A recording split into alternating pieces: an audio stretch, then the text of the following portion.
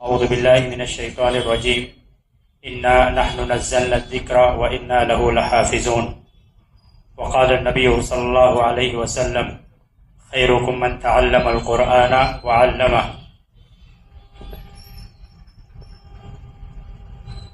محترم حاضرین کرام، مدرسہ زاد العلم کے ذمہ داران، معاونین، اساتذہ کرام اور اس بامقصد اور اہمیت کے حامل پروگرام میں بطور مہمان مدعو کیے گئے قرائے کرام، سرپرست حضرات، عزیز ماں اور بہنوں، السلام علیکم ورحمۃ اللہ وبرکاتہ۔ حاضرین مجلس، ہم جانتے ہیں کہ آج ہم جس مجلس میں اکٹھا ہوئے ہیں یہ مجلس بہترین مجلسوں میں سے ایک ہے، اس لیے کہ اس مجلس میں اکثریت تعداد ان لوگوں کی ہے جو نبی کریم صلی اللہ علیہ وسلم کے فرمان کے مطابق اللہ کے نزدیک سب سے بہترین لوگوں میں شامل ہیں، یعنی قرآن کے سیکھنے والے اور قرآن کے سکھانے والے۔ اور اس اعتبار سے بھی یہ مجلس بڑی بابرکت اور بڑی اہمیت کے حامل ہے کہ اس مجلس میں قرآن سے متعلق گفتگو ہوگی، قرآن سیکھنے سے متعلق گفتگو ہوگی، لوگوں کو اس کی ترغیب دلائی جائے گی، اور ہمارے سامنے بعض معتمد اور مشہور قراء قرآن کی تلاوت کر کے ہمیں یہ بتائیں گے کہ قرآن پر محنت کرنا، قرآن سیکھنا، قرآن سے جڑنا کس قدر باعث فضیلت اور باعث شرف عمل ہے۔ اس بامقصد اور اہمیت کے حامل پروگرام، جس میں مدرسہ زاد العلم کے ہونہار طالب سیف الرحمن ایاز احمد آج اپنے حفظ کے سبق کا آخری سبق سنا کر زمرہ حفاظ میں شامل ہوں گے انشاءاللہ۔ اسی مناسبت سے یہ پروگرام رکھا گیا ہے، لہذا میں اس پروگرام کے باقاعدہ آغاز کے لیے مدرسہ زاد العلم کے طالب عبداللہ عبدالرحمن سے گزارش کروں گا کہ آپ آئیں اور قرآن کریم کی تلاوت کے ذریعے سے اس پروگرام کا آغاز کریں۔ عبداللہ عبدالرحمن۔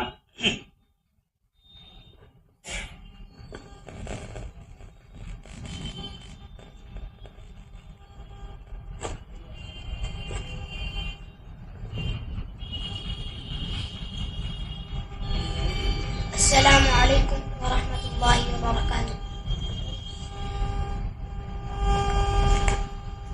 اعوذ باللہ من الشیطان الرجیم، بسم اللہ الرحمن الرحیم۔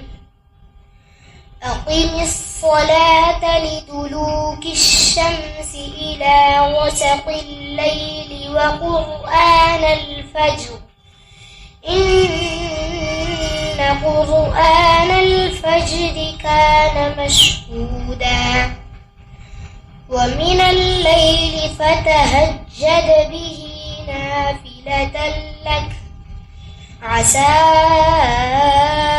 أن يبعثك ربك مقاما محمودا وقل رب أدخلني مدخل صدق وأخرجني مخرج صدق واجعل لي من لدنك سلطانا نصيرا وقل جاء الحق وزهق الباطل إن الباطل كان زهوقا وننزل من القرآن ما هو شفاء ورحمة للمؤمنين ولا يزيد الظالمين إلا خسارا وإذا أنعمنا على الإنسان أعرض أعرض ونأى بجانبه وإذا مسه الشر كان يئوسا قل كل يعمل على شاكلته فربكم أعلم بمن هو أهدى سبيلا والسلام عليكم ورحمة الله وبركاته.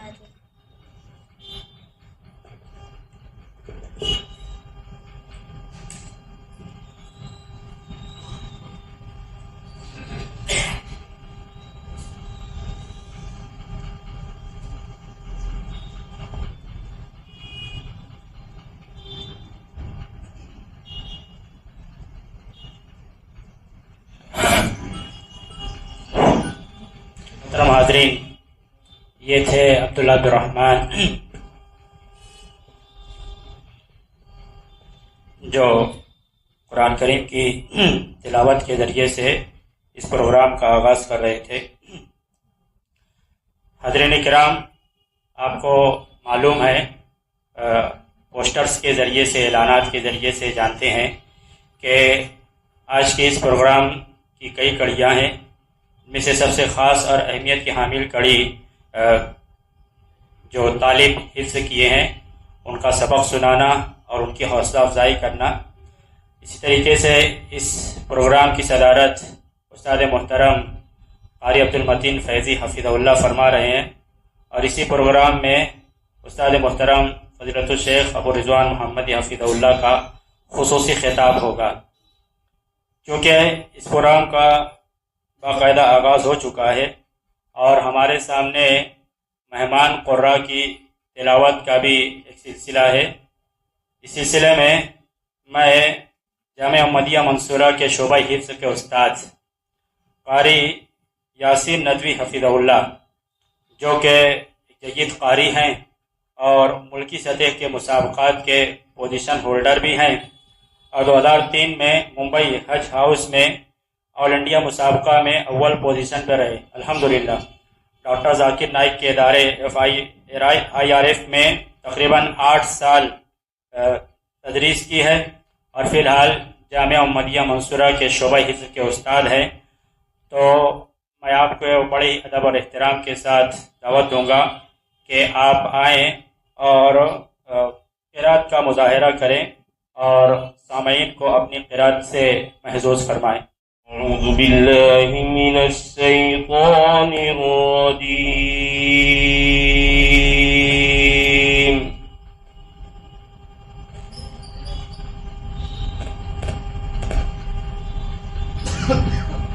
بسم اللہ الرحمن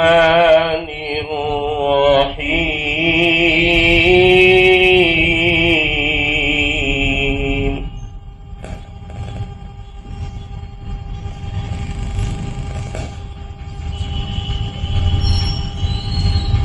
فلا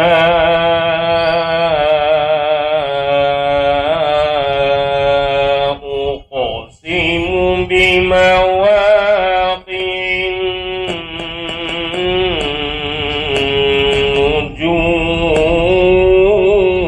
النجوم.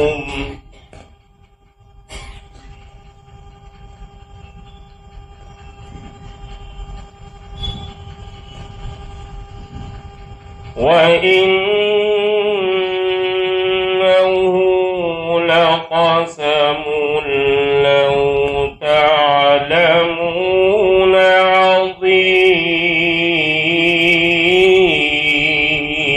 عظيم.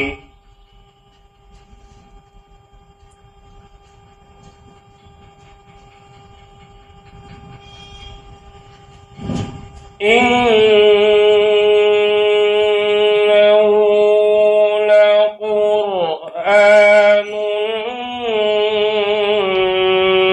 كريم في كتاب مكنون.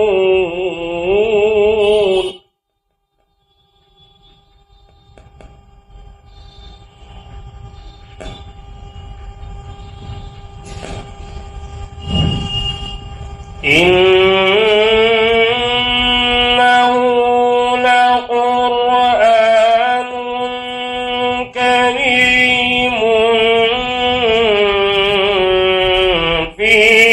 كتاب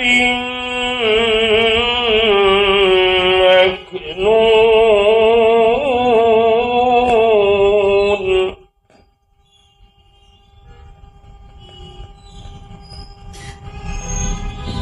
لا يمسه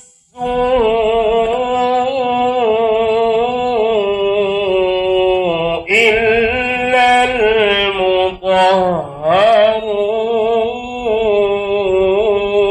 المطهرون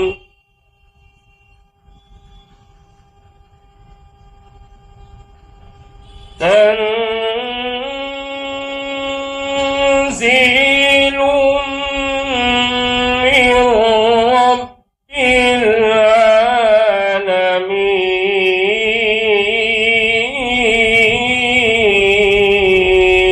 العالمين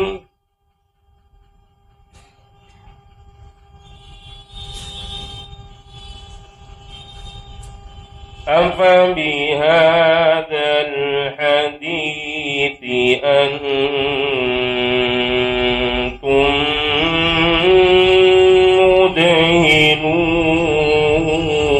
مدهنون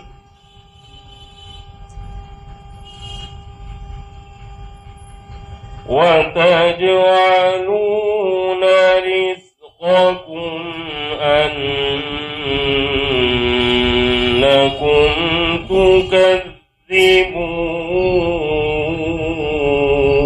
تكذبون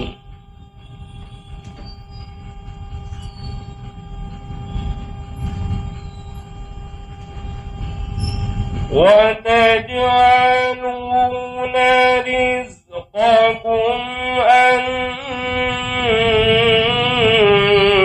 أنكم تكذبون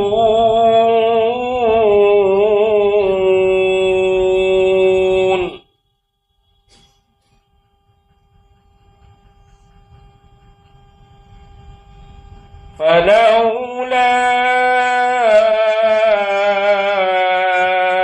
إذا بلغت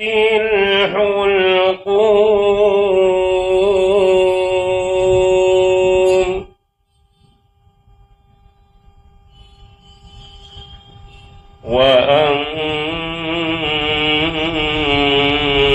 وأنتم حينئذ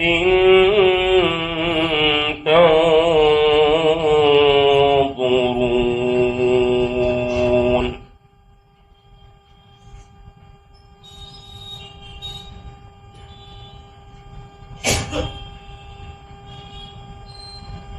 ونحن أقرب إليه منكم ولكن لا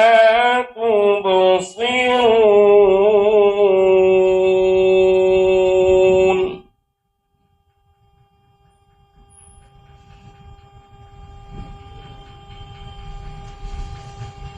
فلولا إن كنتم غير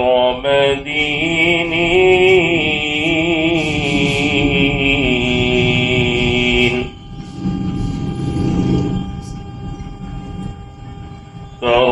ترجعونها إن كنتم صادقين. ماشاءاللہ یہ تھے قاری یاسین ندوی حفظہ اللہ جو اپنے مخصوص انداز میں تجوید کی پوری رعایت کے ساتھ قرآن کریم کی تلاوت کر رہے تھے، اور ہم نے سنا اور دیکھا کہ قرآن کریم کو اس کے حق کے ساتھ تلاوت کرنے کی بھی ایک لذت ہوتی ہے۔ اللہ تعالیٰ نے اس دنیا میں جتنی چیزیں پیدا کی ہر چیز میں ایک لذت ہے، مٹھاس ہے، خوشی ہے، فرحت ہے، شادمانی ہے۔ یہ الگ بات ہے کہ ہماری دین سے بے رغبتی اور دین سے بے توجہی اور قرآن سے لا تعلقی کا نتیجہ ہے کہ ہمیں قرآن سننے میں وہ لذت اور وہ مٹھاس نہیں محسوس ہوتی جو اللہ تعالیٰ نے اس کے اندر رکھی ہے. وہ تاثیر ہم اپنے دلوں پر محسوس نہیں کرتے جو اس قرآن کا سب سے زیادہ اہم خاصہ ہے. ہمارے اس پروگرام کے دوسرے مشہور قاری جو اس پروگرام کے صدر بھی ہیں وہ ہیں استاد محترم فضیلت الشیخ قاری عبد المتین فیضی حفظہ اللہ. اہلیان شہر کے لیے اور اس پروگرام میں موجود لوگوں کے لیے عمومی طور پر شیخ کی شخصیت تعارف کی محتاج نہیں ہے، لیکن آپ کی شخصیت کے بعض گوشوں پر نظر ڈالنا اس لیے ضروری ہے کہ ہم میں سے اکثر لوگ اس کے واقف نہیں ہیں.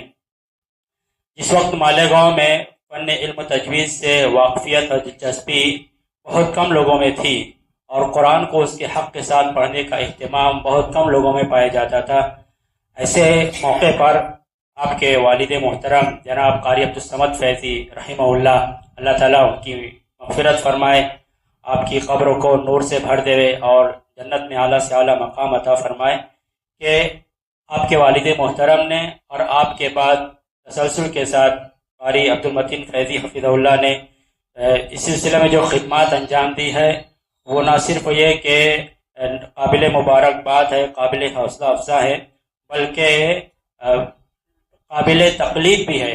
اس کی پیروی کی جانی چاہیے کہ آپ نے اپنے ابتدائی ایام عصری علوم کے حصول کے دوران سے ہی علم تجویز سے جو شغف، جو رغبت تھی، تو اپنے والد سے پوری لگن کے ساتھ سیکھا اور فن تجوید پر خوب محنت کی اور ایک مقام بنایا، اور اسی کا نتیجہ تھا کہ اللہ رب العالمین کا فضل و کرم ہوا کہ دور دور تک آپ کی شہرت ہوئی اور جماعت کے ہر پروگرام میں آپ کو قرأت کے لیے مدعو کیا جاتا تھا. اسی طریقے سے قاری عبدالمتین فیضی حفظہ اللہ نے کل ہند سطح پر بہت سارے مسابقات میں شرکت کی اور وہاں سے 4 مرتبہ اللہ کے فضل و کرم سے اولین پوزیشن بھی حاصل کی.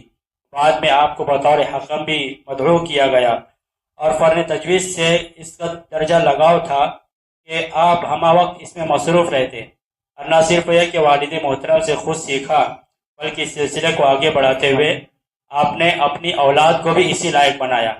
آپ جانتے ہیں کہ قاری صاحب کے سب سے بڑے بیٹے حافظ عبدالمعید مدنی حفظہ اللہ، جو جامعہ احمدیہ سے تعلیم مکمل کرنے کے بعد عالم اسلام کی مشہور درسگاہ جامعہ اسلامیہ مدینہ منورہ سے آپ نے تعلیم حاصل کی اور فی الحال حیدرآباد میں ایک مفلحات نامی ادارے میں تدریس کا فریضہ انجام دے رہے ہیں، اور ساتھ ہی ساتھ وہاں کی ایک بڑی مسجد میں شعبہ حفظ قائم ہے مدرسہ الصفا کے نام سے، وہاں پر بحیثیت استاد آپ اپنی خدمات انجام دے رہے ہیں.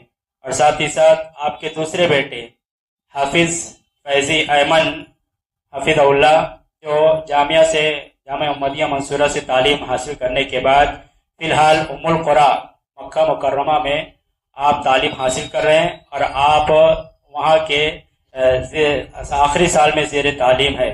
اور ساتھ ہی ساتھ آپ کے تیسرے بیٹے حفظ کی فراغت کے بعد اکرمہ نبیل عبدالمتین فیضی حفظہ اللہ، آپ نے حیدرآباد سے سند اجازہ بھی حاصل کیا ہے اور ساتھ ہی ساتھ وہاں پر امامت بھی کر رہے ہیں اور شعبہ حفظ کے تدریس سے وابستہ ہیں.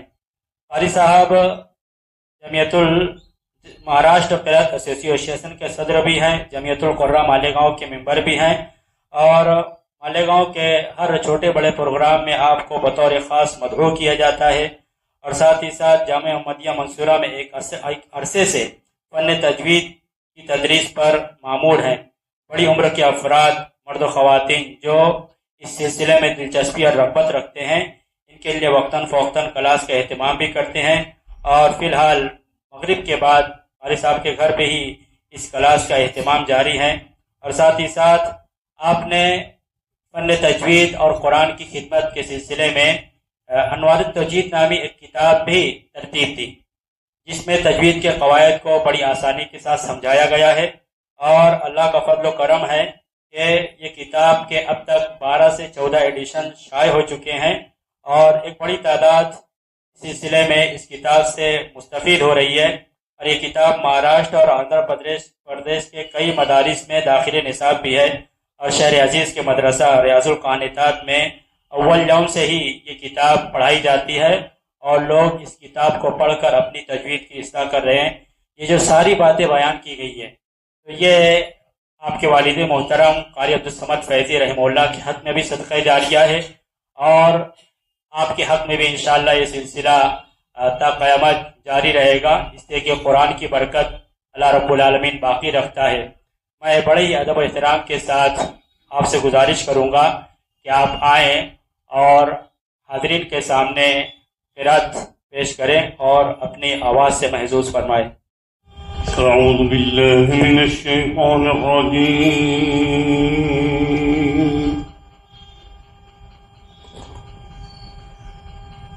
بسم الله الرحمن الرحيم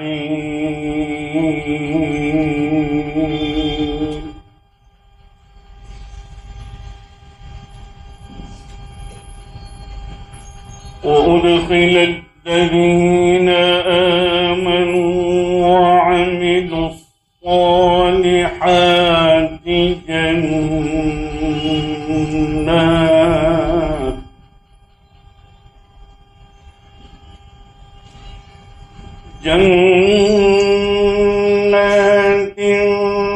تجري من تحتها الأنهار خالدين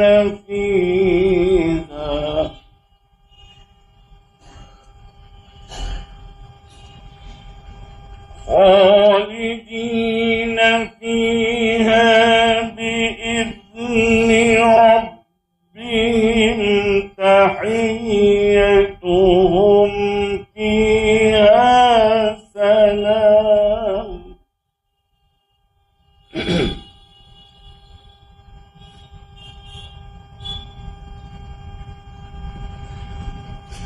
ألم تر كيف ضرب الله مثلا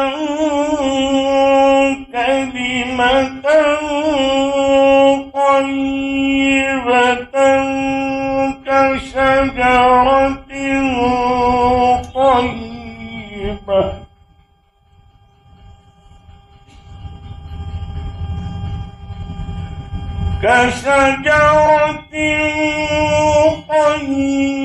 طيبة أصلها ثابت وفرعها في السماء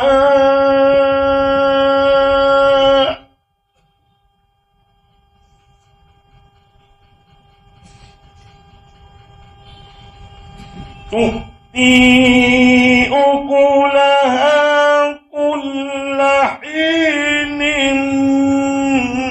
بإذن ربها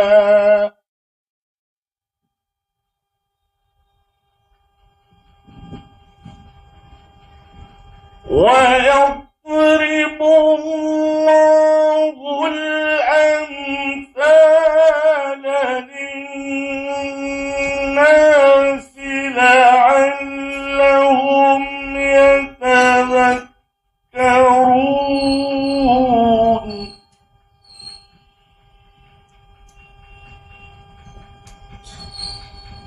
ومثل كلمة خبيثة كشجرة خبيثة اجتثت من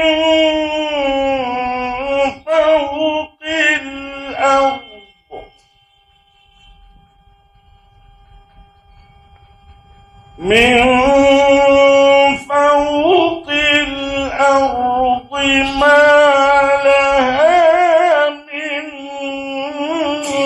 قرار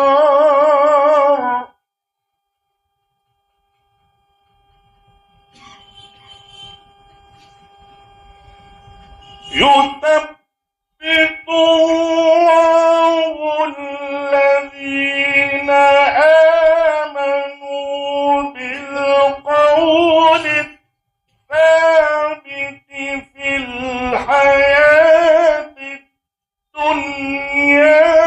وفي الآخرة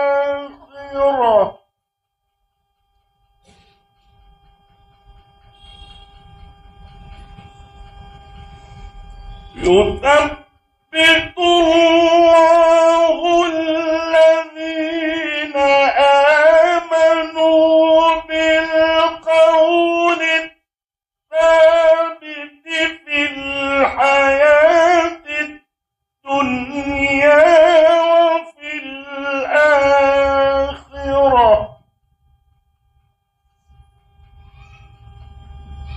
ويضل الله الظالمين ويفعل الله ما يشاء.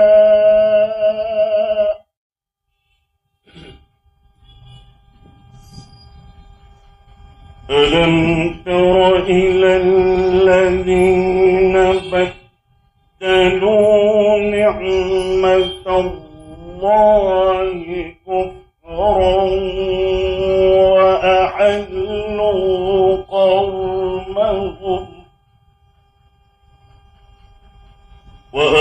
وأحلوا قومهم دار البوار جهنم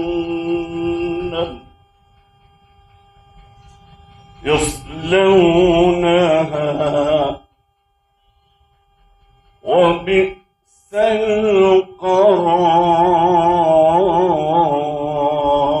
القرار.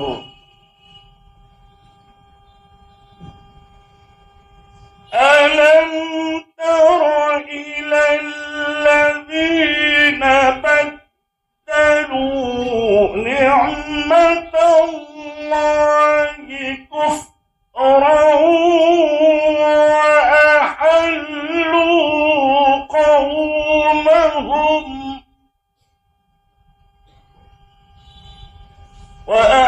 وأحلوا قومهم دار البوار جهنم يصلونها وبئس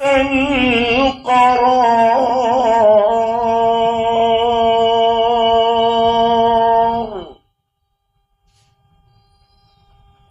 وجعلوا لله أندادا ليضلوا عن سبيله قل تمتعوا فإن مصيركم إلى النار. السلام عليكم. وعلیکم السلام ورحمۃ اللہ وبرکاتہ. یہ تھے استاد محترم قاری عبدالمتین فیضی حفظہ اللہ جو اپنے مخصوص انداز میں قرآن کی تلاوت کر رہے تھے، اور ہم نے دیکھا اس دوران کہ لوگ آپ کی تلاوت میں پوری طرح سے محو تھے. یہ ہوتا ہے قرآن کو اس کے حق کے ساتھ پڑھنے اور تلاوت کرنے کا اثر، کہ آدمی اگر بغور سنے تو واقعی اللہ تعالیٰ نے سب سے زیادہ لذت، سب سے زیادہ مٹھاس جن چیزوں میں رکھی ہے وہ ہے ایمان کی مٹھاس، قرآن کی تلاوت کی مٹھاس. اللہ تعالیٰ ہم سب کو اس کی توفیق عطا فرمائے. اب ہمارے سلسلے کے آخری قاری محمد شمیم صاحب حفظہ اللہ ہیں. آپ اللہ کے فضل و کرم اور اس کی توفیق سے تجوید اور فن تجوید میں بڑی مہارت رکھتے ہیں، اور یمن کے استاد شیخ خالد یمنی حفظہ اللہ سے براہ راست آپ نے اجازہ حاصل کیا ہوا ہے. اور شیخ خالد یمنی عصر حاضر کے مشہور قاری، عرب قراء میں جو ممتاز قاری ہیں ان میں سے ایک دکتور احمد سوید حفظہ اللہ کے شاگرد ہیں، اور ان سے انہوں نے اجازہ حاصل کیا ہے. تو قاری شمیم صاحب نے قاری خالد یمنی حفظہ اللہ سے اجازہ حاصل کیا ہے، اور آپ کا سلسلہ سند 31 واسطوں سے رسول اللہ صلی اللہ علیہ وسلم سے جا کر ملتا ہے. یہ بڑے اعزاز کی بات ہے کہ 1450 سال کا عرصہ گزر گیا اور محض 31 واسطوں سے آپ رسول اللہ صلی اللہ علیہ وسلم کے جا ملتے ہیں۔ مختلف مسابقات میں بطور حکم مدعو کیے جاتے ہیں۔ قاری صاحب دعوت و تبلیغ سے بھی جڑے ہوئے ہیں، شہر اور بیرون شہر میں خطبات جمعہ کے لیے بھی بلائے جاتے ہیں۔ فی الحال جامعہ محمدیہ منصورہ میں شعبہ حفظ کے استاد ہیں۔ میں بڑے ہی ادب اور احترام کے ساتھ آپ کو دعوت دوں گا کہ آپ آئیں اور اپنے مخصوص انداز میں قرآن کریم کی تلاوت فرما کر ہم سامعین کو محظوظ فرمائیں۔ اعوذ باللہ من الشیطان الرجیم، بسم اللہ الرحمن الرحیم،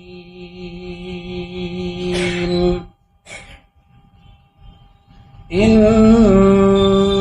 هذا القرآن يهدي للتي هي أقوم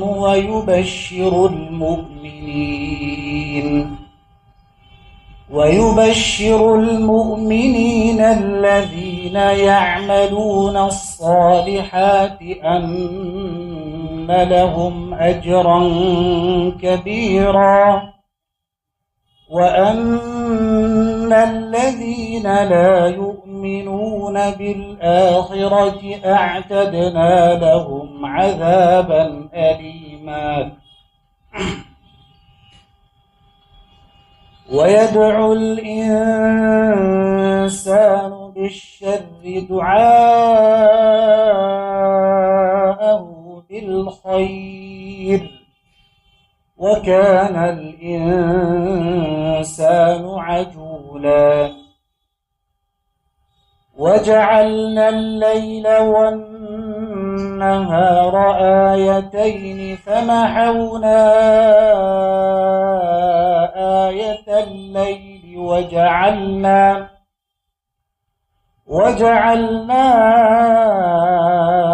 آية النهار مبصرة لتبتغوا فضلا من ربكم ولتعلموا عدد السنين والحساب وكل شيء فصلناه تفصيلا وكل إنسان ألزمناه طائره في عنقه ونخرج له يوم القيامة كتابا يلقاه منشورا اقرأ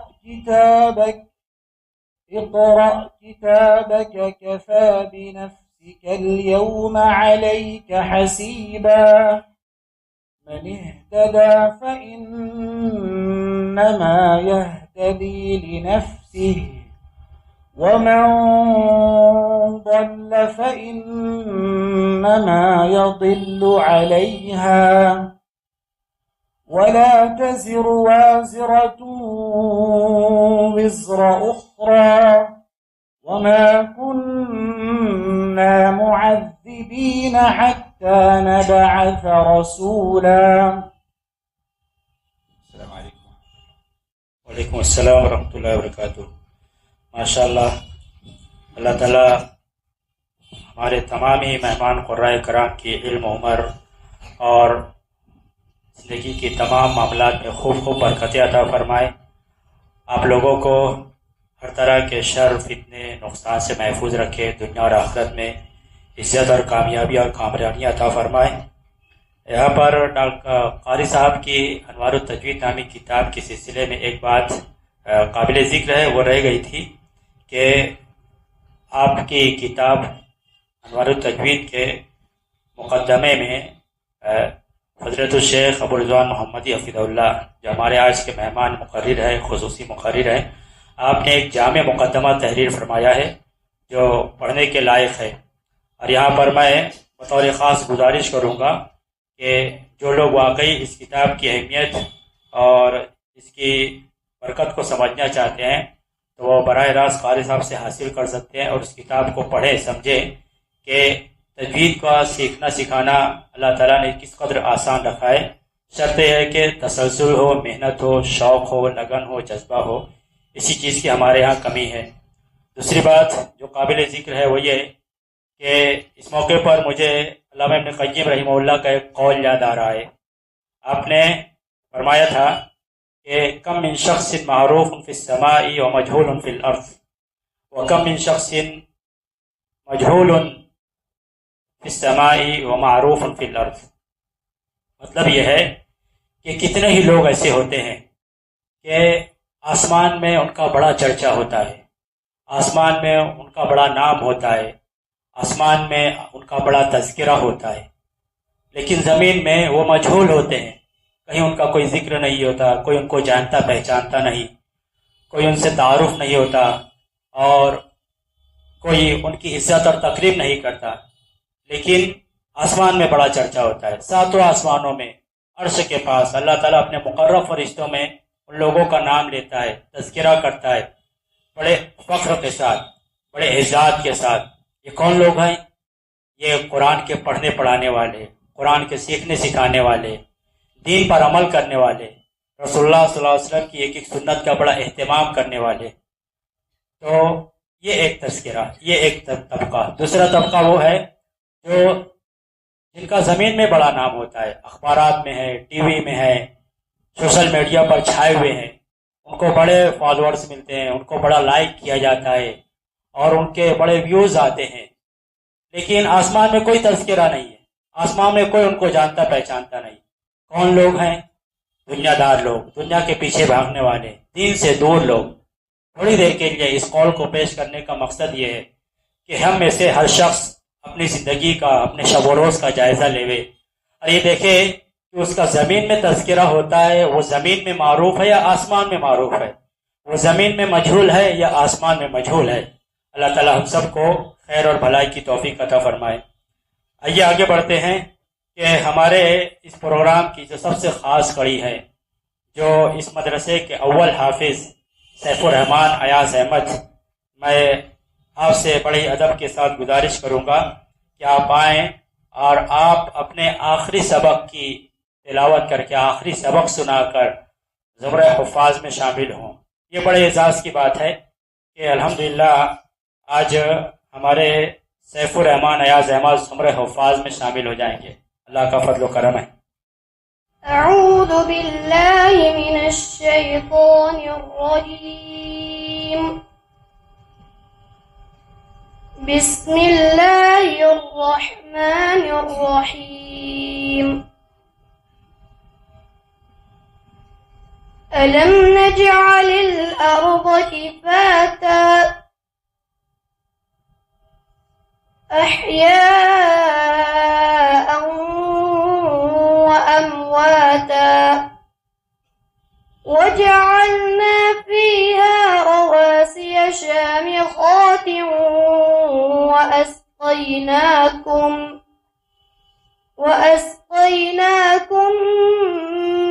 ماء فراتا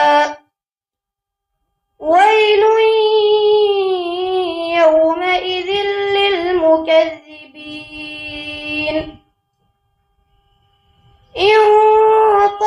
انطلقوا إلى ما كنتم به تكذبون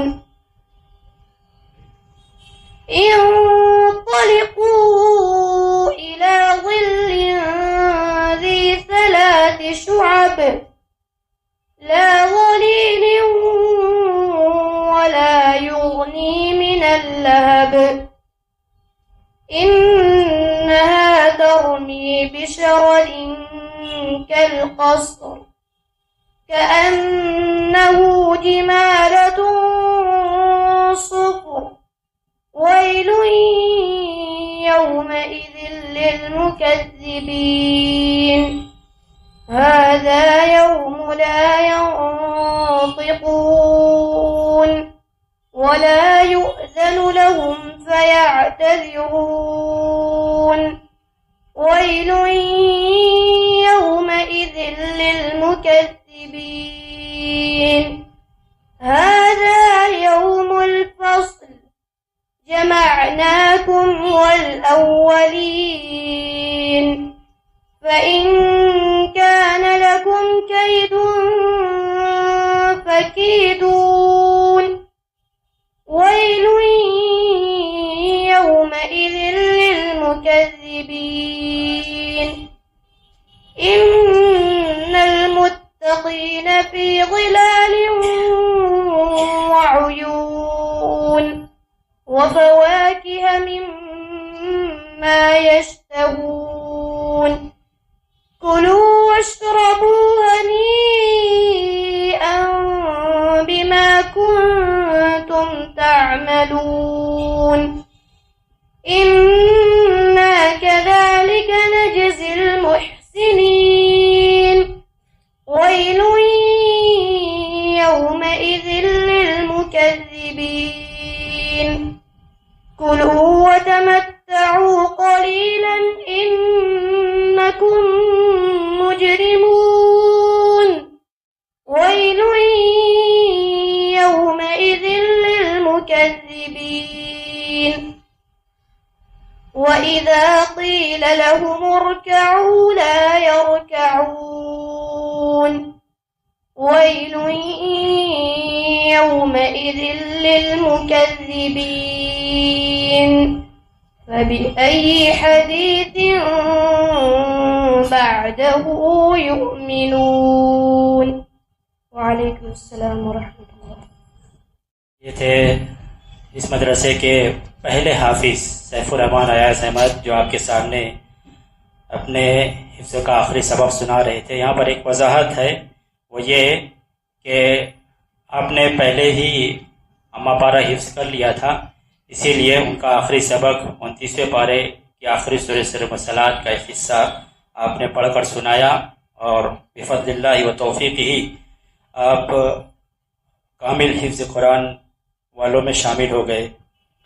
اب انہی کے اعزاز میں فضیلت الشیخ استاد محترم شیخ ابو رضوان محمدی حفظہ اللہ سے گزارش کروں گا کہ آپ اس بچے کو اعزازاً و تکریماً صدری پہنائیں اور کچھ انعامات وغیرہ سے نوازیں، اور اسی سلسلے کی انعام کی کڑی ہے کہ صاحب خیر کی طرف سے اس مدرسے کے اولین 3 حفاظ کرام کو بطور تشجیع، بطور انعام کے سائیکل دینے کا اعلان ہوا تھا. تو سیف الرحمان ایاز احمد کو سائیکل بھی انعام دی جائے گی انشاءاللہ. یہ دیگر طلبہ کے لیے اعزاز ہے، تشجیع ہے، حوصلہ افزائی ہے کہ آپ بھی محنت کریں، کوشش کریں، کامیابیاں، کامرانیاں آپ کے قدم چومیں گی.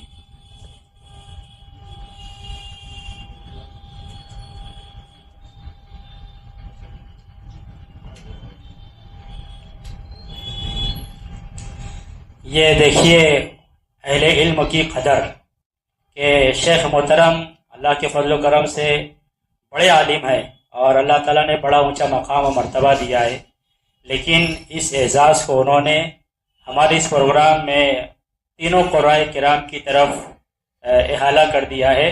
لہذا میں استاد محترم قاری عبدالمتین فیضی حفظہ اللہ اور قاری یاسین ندوی حفظہ اللہ، قاری شمیم صاحب حفظہ اللہ، ان تینوں ہی قرآء کرام سے بڑے ادب اور احترام کے ساتھ گزارش کروں گا کہ آپ تینوں سیف الرحمان ایاز احمد کو صدری پہنائیں اور انعام اور اعزاز سے نوازیں.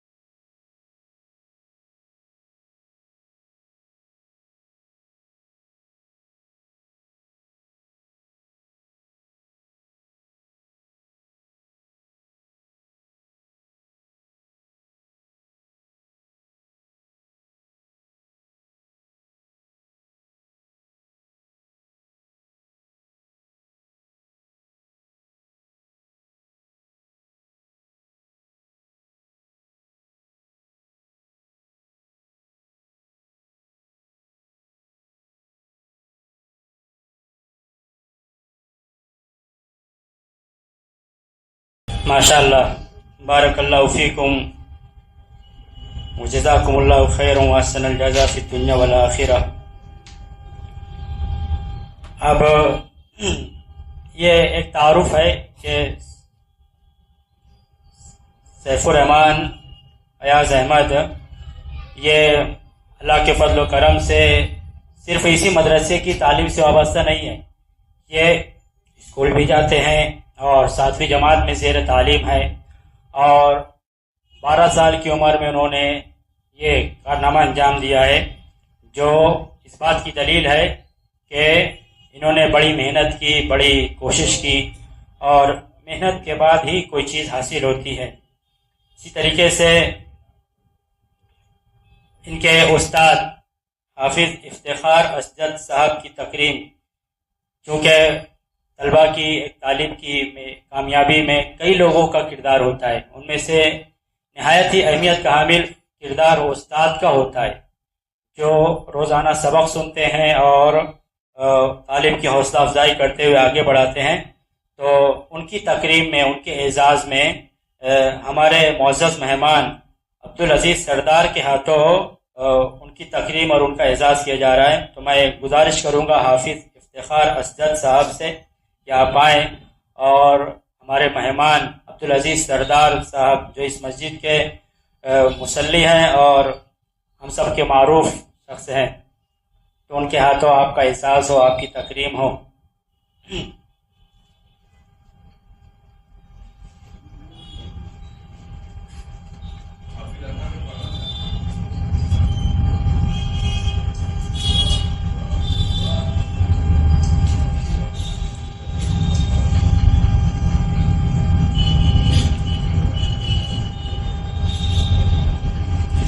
ये एक तोहफ़ा आया है हाफिज़ सैफुर रहमान अयाज अहमद के लिए, शब्बीर भाई शावरमा वाले की तरफ से। आप आएँ और उस्ताद मुहतरम क़ारी अब्दुल मतीन फैज़ी हाफिज़ुल्लाह के हाथों ये तोहफ़ा कबूल करें। इसी तरीके से आप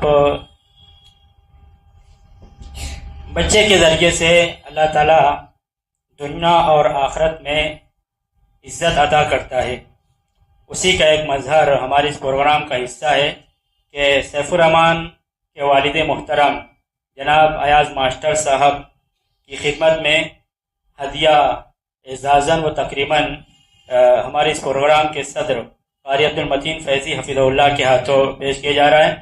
मैं बड़े अदब के साथ जनाब अयाज मास्टर साहब से गुजारिश करूँगा कि आप आएँ और क़ारी अब्दुल मतीन फैज़ी हफ़िज़हुल्लाह से अपना एजाज़ कबूल फरमाएँ। अरे साहब,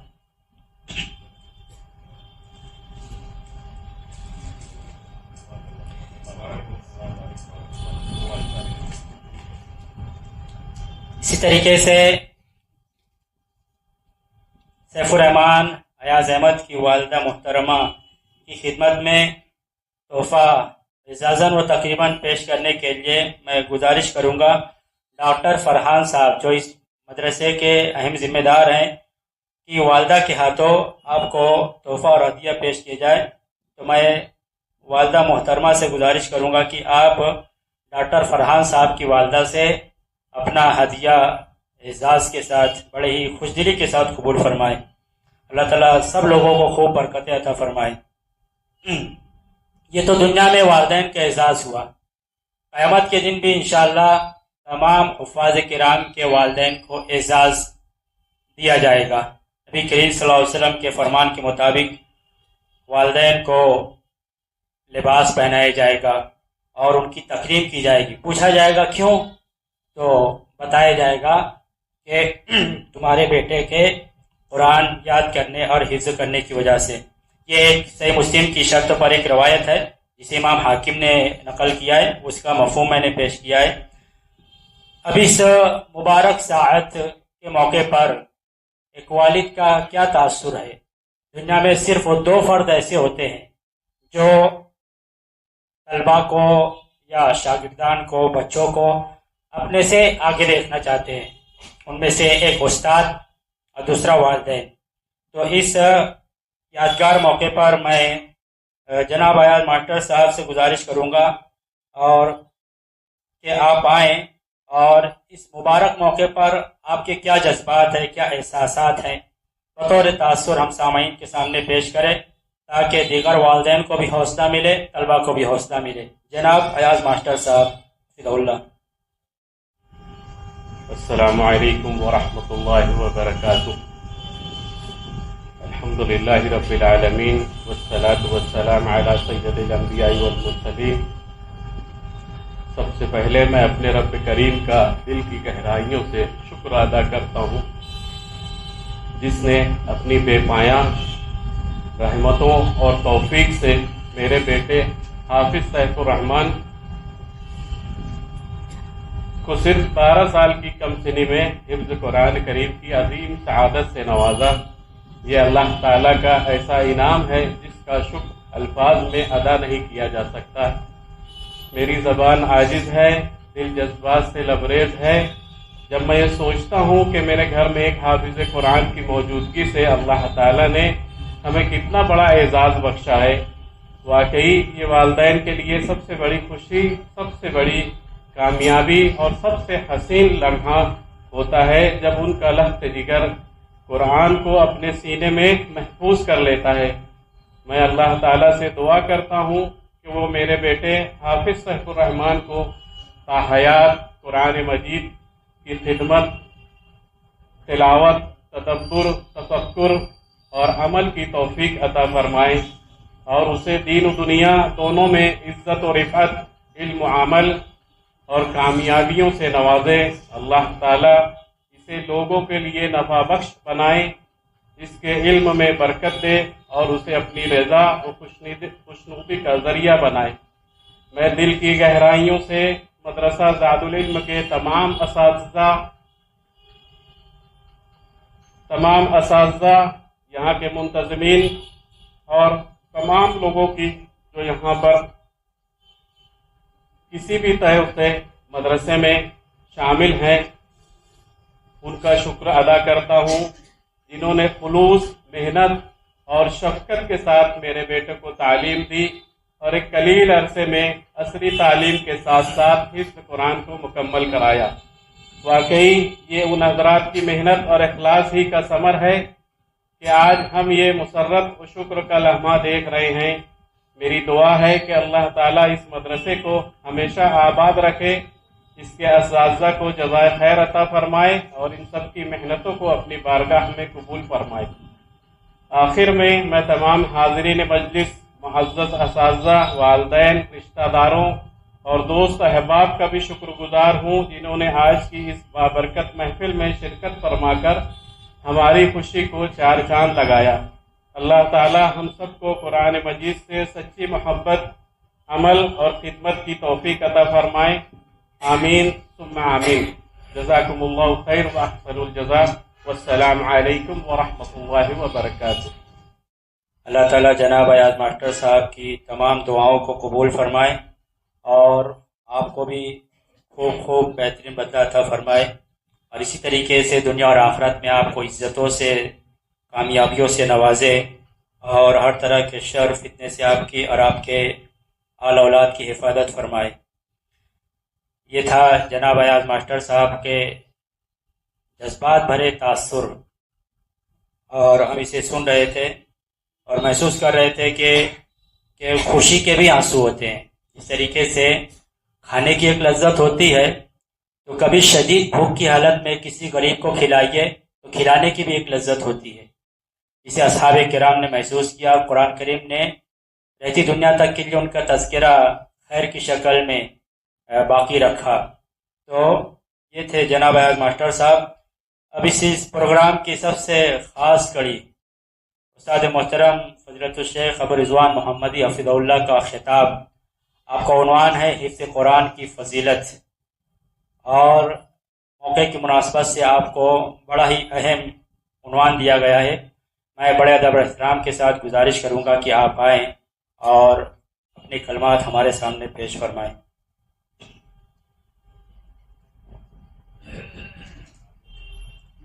آپ کا عنوان ہے حفظ قرآن کی فضیلت اور اس کے تقاضے۔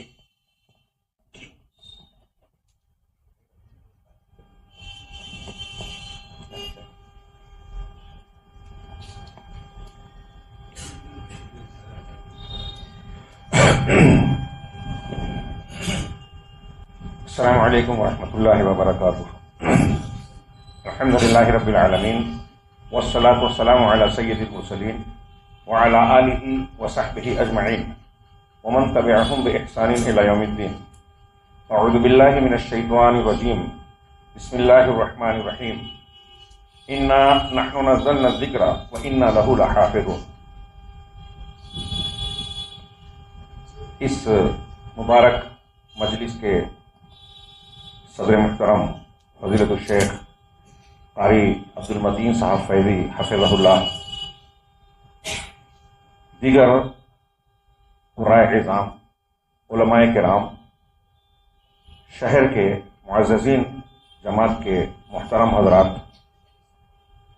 مدرسہ زاد العلم کے قابل احترام اساتذہ اور گرامی قدر ذمہ داران، طلباء گرامی اور اسلامی ماں اور بہنوں، آج کی یہ مجلس اور موقع کتنا خوشگوار ہے، کتنا پرسعادت ہے، کتنا روح پرور ہے. یہ جو الفاظ میں نے استعمال کیے اور ایسے کئی تعبیرات استعمال کی جا سکتی ہیں، یہ محض عام طور سے پروگراموں میں استعمال کی جانے والی رسمی تعبیرات نہیں ہیں. آپ نے جو ابھی نصوص کی سماعت فرمائی اور قرآن کے فضائل سے متعلق جو کچھ ہم جانتے ہیں اس کی روشنی میں دیکھیے، اللہ تبارک و تعالیٰ نے قرآن کو اپنی وحی کو روح کہا ہے. روح. اس مجلس میں ہم نے دیکھا کہ آغاز کلام میں یہاں کے زاد العلم کے ایک طالب علم نے بہترین تلاوت فرمائی. بار بار ہمارے شیخ عبد الرحمن ناظم اجلاس فرما رہے تھے کہ قرآن کی تلاوت حق تلاوت کے ساتھ کرنا. اس پر توجہ دیجیے. ہمارے سماج اور معاشرے میں، ہمارے ملک میں اس پر توجہ بہت کم ہے، نہ کے برابر. ہم جیسے لوگ جو دینی تعلیم و تعلم سے کافی حد تک وابستہ ہیں، ہمارے یہاں میں ایسا مانتا ہوں اور رؤوس الاشعار یہ قبول کرتا ہوں کہ ہمارے یہاں تلاوت کے اصولوں کے مطابق تلاوت کرنے کا اہتمام نہیں ہے. یہ قرائے کرام، ابھی میں نے قرآن پڑھا، اس میں بتا دیں گے کہ فلاں صاحب نے یہ غلطیاں کی ہیں. اور حقیقت میں قرآن کو اس کے انداز میں، جس کو ترتیل سے پڑھنا کہا جاتا ہے، اس کے اصول و ضوابط کا لحاظ کر کے پڑھا جائے تو یہ رس بولتی ہے. مشرکین نے بھی کہا، ربیہ جب گئے اور حامیم سجدہ کی آیتیں سنی کہ انا لہو لحلاوہ، اس کلام کی بڑی شیرینی ہے، حلاوت ہے، ایک خصوصی لذت ہے جو کسی انسانی کلام میں نہ ہے، نہ ہو سکتی ہے. مشرکین کفار کہتے تھے. اور اللہ رب العالمین نے جب اسے روح کہا، اور یہ آغاز کلام سے لے کر ہمارے انتہائی اعلیٰ معیار کے ممتاز قرائے کرام کی تلاوتیں ہم نے سماعت کی، اور ساتھ میں سیف الرحمان جس نے تکمیل حفظ قرآن کیا، اس کی تلاوت، آخری درس کی تلاوت سنی. وہ قرآن پڑھتے ہوئے ہمارے آپ کے دلوں میں روح ڈال رہے تھے، ہمارے ایمان کو تازہ اور زندہ بنا رہے تھے. یہ میں نہیں کہہ رہا ہوں، قرآن و حدیث کی تعبیرات کہتی ہے، میں اس تفصیل میں نہیں جاتا. یہ واقعی روح پرور. اس مبارک مجلس میں قرآن سیکھنے سکھانے، قرآن کو سننے سنانے، قرآن سے متعلق گفتگو کرنے کی بات، قرآن سے بڑھ کر کلام، قرآن سے بڑھ کر کوئی چیز دنیا میں کون سی ہو سکتی؟ کوئی ہے ہی نہیں، کوئی نعمت. پھر مناسبت، اس کی مناسبت کتنی مبارک ہے، خیر و برکت والی ہے کہ زاد العلم مدرسے کے افتتاح کے بعد یہاں کا پہلا طالب ہے جس نے تکمیل حفظ قرآن کی. یہ مدرسے کے لیے بھی سعادت ہے، مدرسے کے اساتذہ کے لیے سعادت کی بات ہے، منتظمین کے لیے عزت و سعادت کی بات ہے، اور والدین کے لیے، اور سب سے بڑھ کر اس طالب کے لیے سعادت کی بات ہے. جب وہ تلاوت کر رہے تھے، اللہ کے نبی صلی اللہ علیہ وسلم کے مختلف فرامین گزر رہے تھے دماغ سے. بخاری مسلم کی ایک حدیث میں اللہ کے رسول صلی اللہ علیہ وسلم نے اس مومن کی مثال جو قرآن پڑھتا ہے، اس کی مثال دی اترجا، ایک پھل سے ہمارے یہاں ترجمہ کرتے ہیں نارنگی، جس کی خوشبو بھی انسان کو اچھی محسوس ہوتی ہے اور لذت بھی، اور وہ فائدہ مند بھی ہوتا ہے۔ اور وہ شخص جو قرآن نہ پڑھتا ہے نہ جانتا ہے، اس کی مثال دی کہ وہ منافق ہے، حنظل اور کڑوے پھل کی طرح ہے کہ اس کی بو بھی خراب ہے اور اس کا نقصان بھی ہے، لوگوں کو کراہت محسوس کرتے ہیں لوگ اسے دیکھ کر۔ تو قرآن سے بڑھ کر دنیا میں کوئی نعمت نہیں۔ اور آج کی مجلس کی مناسبت تکمیل حفظ قرآن اور پھر مظاہرہ قرأت کے ساتھ اس بچے کی تکریم کرنا ہے جس نے قرآن کی تکمیل کی۔ یہ میں اس مناسبت سے اگرچہ تکرار ہو لیکن میں سمجھتا ہوں کہ اس کی ضرورت ہے۔ اللہ رب العالمین کے جناب میں بارگاہ میں دعا کرتا ہوں کہ اللہ تبارک و تعالیٰ اس سعی مشکور کو، سعی جمیل کو قبول فرمائے۔ بڑی شاندار کوشش ہے ایسے ماحول میں جہاں اب لوگ قرآن کی اہمیت و افادیت کو، حفظ کی اہمیت و افادیت کو بھی لوگ سمجھتے نہیں ہیں، اس کو بہت حقیر سمجھتے ہیں۔ یہ تقریروں میں ہم بیان کرتے ہیں، سنتے سناتے ہیں، خیرکم من تعلم القرآن وعلمہ، سب سے بہتر انسان تم میں وہ ہے جو قرآن سیکھا سکھائے، لیکن یہ بس عقیدت کی کچھ باتوں کے درمیان گھری ہوئی نظر آتی ہے۔ سماج اور معاشرے میں آج یہ بات یا اس کا اثر، اس کا نتیجہ دکھائی نہیں دیتا۔ جو ہمارا تعامل اور رویہ ہے وہ بتاتا ہے کہ ہم سب سے بہتر سماج میں اس شخص کو نہیں مانتے جو قرآن سیکھتا سکھاتا ہے، جو قرآن پڑھتا پڑھاتا ہے۔ حالانکہ یہ قرآن اللہ تبارک و تعالیٰ نے براہ راست جبرائیل امین کے ذریعے رسول پر اتاری، رسول اللہ صلی اللہ علیہ وسلم پر، اور رسول اللہ صلی اللہ علیہ وسلم کی وراثت کا سب سے اونچا سرمایہ یہی ہے جس کی حفاظت کی گئی۔ دنیا میں اور کسی چیز، کسی علم کی ایسی حفاظت نہیں کی گئی۔ کتنی قیمتی دولت ہے یہ، اس کے تعلق سے ہم کتنے غافل ہیں۔ جناب محمد رسول اللہ صلی اللہ علیہ وسلم کا فرمان ترمذی اور نسائی میں ہے، صحیح روایت ہے کہ ان الذی لیس فی جوفہ شیء من القرآن کالبیت الخریب، کہ وہ شخص جس کے دل میں یعنی سینے میں، جس کے پیٹ میں، لفظ جوف کا ہے معنی اہل علم نے کیا فی قلبی، جس کے دل میں، سینے میں قرآن کا کچھ بھی حصہ نہیں ہے، جس انسان کے دل میں قرآن کا کچھ بھی حصہ نہیں، کچھ بھی حفظ نہیں ہے، یاد نہیں ہے، وہ کالبیت الخریب ہے، ویران گھر کی طرح، اجڑا ہوا گھر جس میں کوئی خیر و برکت نہیں ہے، کوئی رونق نہیں ہے۔ اب سوچئے تھوڑی دیر کے لیے کہ ہم اور آپ اگر قرآن کے حفظ سے بالکلیہ محروم ہیں تو گویا ہم بالکلیہ ویران گھر کی طرح ہے، کوئی رونق نہیں ہے، کوئی خیر نہیں ہے، کوئی برکت کی چیز نہیں۔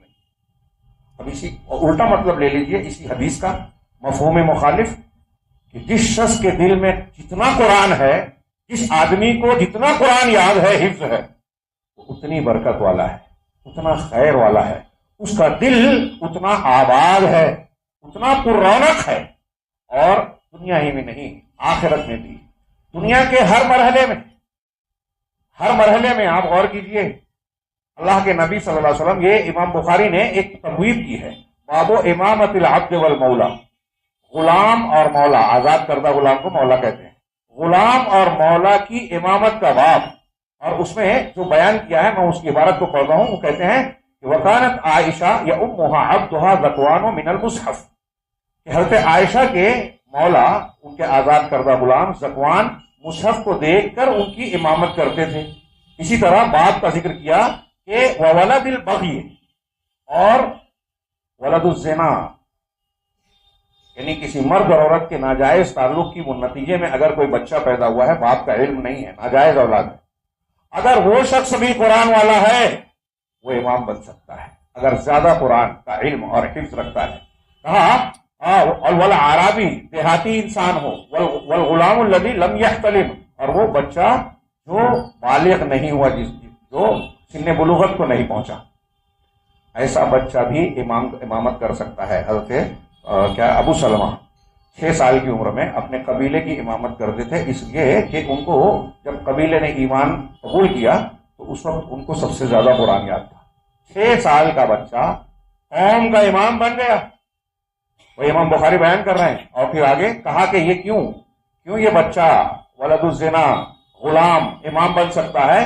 اللہ کے نبی صلی اللہ علیہ وسلم کے اس فرمان کی وجہ سے، یؤمھم اقرأھم لکتاب اللہ، کہ ان کی امامت کرے گا، قوم کی امامت کرے گا وہ شخص جو اللہ کی کتاب کا سب سے زیادہ پڑھنے والا ہو۔ اب امامت کی تفصیل میں جائیں تو پڑھنے میں حافظ کا اور عالم کا دونوں کا مفہوم شامل ہے۔ اگر دونوں ہوں تو فبہا ونعمت۔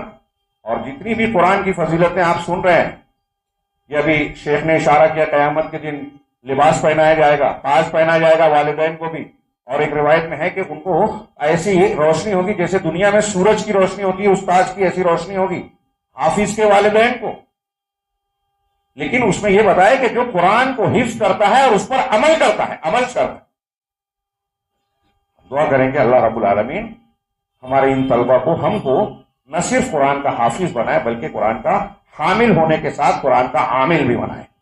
ساری فضیلتیں اس پر عمل کے ساتھ جڑی ہوئی ہیں۔ تو میں عرض کر رہا تھا کہ دنیا میں دیکھیے امامت کی یہ بات امام بخاری نے کہا، اور پھر ایک روایت اور بھی نقل کی کہ ابن عمر رضی اللہ تعالیٰ عنہ کہتے ہیں کہ جب اول مہاجرین مکہ سے مدینہ تشریف لائے تو حضرت سالم جو حضرت ابو حذیفہ کے آزاد کردہ غلام یعنی مولا تھے، ان مہاجرین اولین کی امامت کرتے تھے۔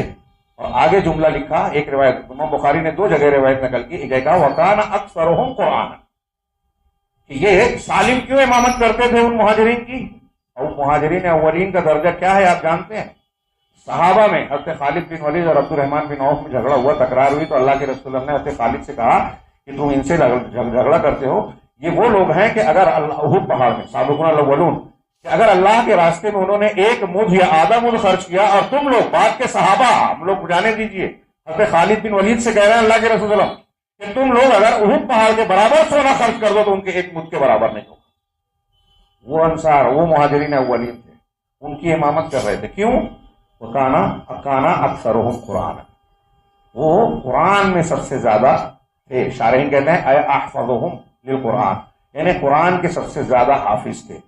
اسی طرح ایک دوسرا بات امام بخاری نے پاما کہ مولا کو، غلاموں کو، آزاد کردہ غلاموں کو قاضی بنانا اور ان کو عامل بنانا، اسی جگہ کا گورنر، عہدے دار، یہ امامت ہے۔ اب یہاں عہدے کی بات ہے، سیاسی بات بھی آ گئی اس میں، سیاسی اعتبار سے اسلامی حکومت میں، تو اسی کا ذکر کرتے ہوئے ابن عمر کی یہ روایت کی کہ سالم مولا ابو حذیفہ مہاجرین اولین اور نبی صلی اللہ علیہ وسلم کے اصحاب کی مسجد قباء میں امامت کرتے تھے، اور جب امامت کرتے تھے جن کی فیہم ابو بکر و عمر و ابو سلمہ و زید و عامر بن ربیعہ، ابو بکر و عمر جیسے صحابہ اس میں اقتداء میں نماز پڑھتے تھے۔ مسلم شریف کی ایک روایت آپ نے بارہا سنی ہے کہ عثمان کے مقام پر، مکہ سے قریب 100 میل دور فاصلے پر ہے، حضرت نافع بن عبد الحارث جو مکہ کے عامل تھے حضرت عمر کے زمانے میں، حضرت عمر سے ملاقات کرتے ہیں۔ حضرت عمر نے ان کو دیکھا، ملاقات کی، کہا کہ تم یہاں ہو تو اہل وادی کو کس کو عامل بنایا، کس کو ذمہ دار بنا کے نائب بنا کر آئے ہو؟ تو کہا ابن عبدہ۔ تو کہا ابن عبدہ کون ہے؟ تو کہا مولا من الموالی، یہ آزاد کردہ غلاموں میں سے ایک آزاد کیا ہوا غلام ہے۔ تو کہا استخلفت علیہم مولا، کیا تم نے ایک مولا کو، ایک غلام، آزاد کردہ غلام کو جو ہے ان پر خلیفہ بنا دیا، گورنر بنا دیا؟ تو جواب جو دیتے ہیں حضرت نافع، کہتے ہیں عمر فاروق امیر المومنین انہ قارئ لکتاب اللہ عز وجل وعالم بالفرائض کما قال، کہ وہ اللہ کی کتاب کے قاری ہیں۔ قاری ہمارے ماحول میں جس معنی میں استعمال ہوتا ہے صرف اتنا نہیں ہے، انہیں قرأت پڑھنے والا تجوید سے ہمارے یہاں قاری ہے، یہ صحیح ہے معنی، لیکن اہل صحابہ کے زمانے میں قاری کہا جاتا ہے قرآن کا پڑھنے والا اور اس کا علم رکھنے والا، اس کے معنی اور مفہوم کو جاننے والا قاری کہلاتا تھا۔ تو کہا کہ قرآن کے قاری ہیں اور فرائض یعنی علم میراث کے جانکار ہیں۔ یہ سننا تھا کہ حضرت عمر فاروق نے اعتراض ختم کر کے حدیث پیش کی کہ تمہارے نبی صلی اللہ علیہ وسلم کا فرمان ہے۔ حضرت عمر کہہ رہے ہیں جواب میں کہ ان اللہ یرفع بہذا الکتاب اقواما ویضع بہ آخرین، یہ کہ اللہ تعالیٰ اس کتاب کے ذریعے سے کچھ لوگوں کو بلندی عطا کرتا ہے اور کچھ لوگوں کو رد کو پست کرتا ہے۔ مسلمانوں کے عروج و زوال کی کہانی بھی اسی ایک حدیث میں پڑھ لیجیے۔ ہم قرآن کے ساتھ ہیں، عامل اور حامل ہیں، تو اللہ رفعت و بلندی عطا فرمائے گا، اور قرآن کے ساتھ ظلم کرنے والے ہیں، چھوڑ دینے والے ہیں کسی بھی سطح پر تلاوت کو، حفظ کو، عمل کو، اس کے حلال و حرام کو، اس کے احکامات کو، تو ذلیل ہونا ہے، اور اس کا نقشہ آج ہم دنیا میں دیکھ رہے ہیں۔ حضرت عمر نے کہا اور گویا تائید کی اس کی کہ جب وہ ایسے ہیں کہ قاری قرآن ہیں اور علم فرائض کے جانکار ہے تو اس کے حقدار ہے کہ گورنر بنایا جائے۔ ایک واقعہ بڑا دلچسپ یاد آ رہا ہے، مجھے بڑا دلچسپ لگتا ہے۔ حضرت کعب ابن سوار ایسا نام ہے کچھ صحابی کا، حضرت عمر کے ساتھ بیٹھے تھے۔ میں بہت اختصار کر کے بیان کر رہا ہوں لیکن دلچسپ ہے اس لیے نقل کر رہا ہوں کہ قرآن پہ صحابہ کی نظر کیسی ہوتی پڑھنے کے ساتھ ساتھ۔ تو ایک تاریخ مدینہ منورہ سے نقل کیا گیا ہے، ایک عورت آئی، اس نے اشعار پڑھ کے حضرت عمر سے اپنے شوہر کا ذکر کیا کہ وہ رات بھر عبادت کرتے ہیں، تہجد پڑھتے ہیں، یہ کرتے ہیں وہ کرتے ہیں۔ حضرت عمر کسی کام میں مشغول تھے، اس کی بات سنی اور کہا کہ یہ تو بڑی اچھی بات ہے، تمہارے شوہر بڑے نیک پرہیزگار متقی پرہیزگار ہیں۔ عورت تھوڑی دیر خاموش کھڑی رہی، پھر دوبارہ اس نے کہا کہ میرے شوہر جو ہے رات بھر نمازیں پڑھتے ہیں، عبادت کرتے ہیں، فلاں فلاں فلاں۔ حضرت عمر نے تاریخ کی تیسری مرتبہ بھی یہی ہوا تو وہ خاموش ہو کے واپس جانے لگے۔ تو حضرت کعب جو حضرت عمر کے ساتھ بیٹھے ہوئے صحابی تھے، انہوں نے کہا کہ امیر المومنین اصل میں وہ عورت اپنے شوہر کی آپ سے شکایت کر رہی تھی۔ کہا اچھا وہ کیسے؟ کہا وہ جو یہ کہہ رہی تھی کہ وہ رات بھر عبادت ریاضت کرتے ہیں، وہ کہنا یہ چاہتی تھی کہ بیوی کے حق کو ادا نہیں کرتے، خیال نہیں رکھتے۔ اچھا واپس بلایا اور پھر انہی سے کہا حضرت عمر نے کہ ٹھیک ہے، جب تم نے اس کی شکایت سمجھی تو میں تم کو اس بات کا مکلف کرتا ہوں کہ اس کا معاملہ پورا سن کے تم ہی میرے سامنے فیصلہ کرو۔ شوہر کو بلایا، وہ ان سے بھی بتایا کہ تمہارے اوپر یہ شکایت ہے۔ کہا میں کون سی غلطی کر رہا ہوں؟ تو انہوں نے کہا کہ کھانے پینے میں اور دوسری چیزوں میں نہیں، ہاں بیوی کے ساتھ رات گزارنے میں وہ شکایت کر رہی ہے۔ بیوی نے بھی اشعار میں ذکر کیا اور پھر شعر میں ہی اس صحابی نے فیصلہ سنایا اور کہا کہ تم کتنی بھی عبادت و ریاضت کرو، ہر چوتھے دن تمہیں اپنی بیوی کے ساتھ رات میں سونا ہے، ہر چوتھے دن۔ یہ فیصلہ کر دیا، وہ چلے گئے۔ حضرت عمر نے ان سے پوچھا کہ تم نے چوتھا دن کیوں کہا؟ تو حضرت کعب نے وہ آیت پڑھی فَانكِحُوا مَا طَابَ لَكُم مِّنَ النِّسَاءِ مَثْنَىٰ وَثُلَاثَ وَرُبَاعَ۔ کہا کہ اللہ تعالیٰ نے 4 بیویوں کی اجازت دی ہے، اگر ایک آدمی 4 بیویاں رکھے گا اللہ کی اجازت کے مطابق تو ہر بیوی کا چوتھے دن ہر بیوی کی باری آئے گی، باری سے رہے گا، انصاف کرے گا، ایک دن ایک بیوی کے پاس رہے گا، رات گزارے گا، تو چوتھا دن ہر بیوی کے پاس آئے گا۔ تو اس آیت کی روشنی میں نے کہا کہ تم کو ہر چوتھے دن اپنی بیوی کا، چاہے ایک ہی بیوی ہو، اگر تم کو بہت عبادت بھی کرنی ہے تو چوتھے دن اس کا حق ہے۔ حضرت عمر ان کے اس فیصلے سے، قرآن پر ان کی اس نظر سے اتنا خوش ہوئے کہ کہا مجھے بہت تمہارا یہ فیصلہ پسند آیا، قرآن سے یہ استدلال پسند آیا، اور انہیں ایک شہر کا گورنر بنا دیا۔ تو قرآن کے علم کی بنیاد پر گورنر بنایا۔ اللہ کے رسول صلی اللہ علیہ وسلم نے جو بیان کیا وہ فضیلتیں، اس پر غور کی۔ انتقال اور وفات ہوئی، میں اشارہ کروں کم وقت میں بات کو سمیٹتے ہوئے کہ غزوہ احد میں 70 شہداء تھے اور دیگر صحابہ جو زندہ بھی تھے اکثر بیشتر بڑے عام طور سے مجروح تھے، زخمی تھے، تھکے ہارے ہوئے تھے، سفر کر کے باہر نکلے کئی دنوں سے، مدینہ سے قریب ہی تھا لیکن پھر بھی تھکن تھی، لڑے تھے اور زخموں سے چور تھے اکثر و بیشتر۔ نبی کریم صلی اللہ علیہ وسلم سے شکایت کی کہ ہم کو بہت زیادہ زخم ہے اور تکلیف ہے، اتنے صحابہ کی قبریں ہم نہیں کھود پائیں گے۔ تو نبی کریم صلی اللہ علیہ وسلم نے کہا کہ قبروں کو بڑی تھوڑی سی بڑی بناؤ، کشادہ بناؤ، اور ایک ایک قبر میں 2 اور 3 شہداء کو دفن کرو۔ تو صحابہ نے پوچھا کہ ان شہداء میں جو ایک قبر میں 2 یا 3 کو دفن کرنا ہے کسے مقدم کیا جائے؟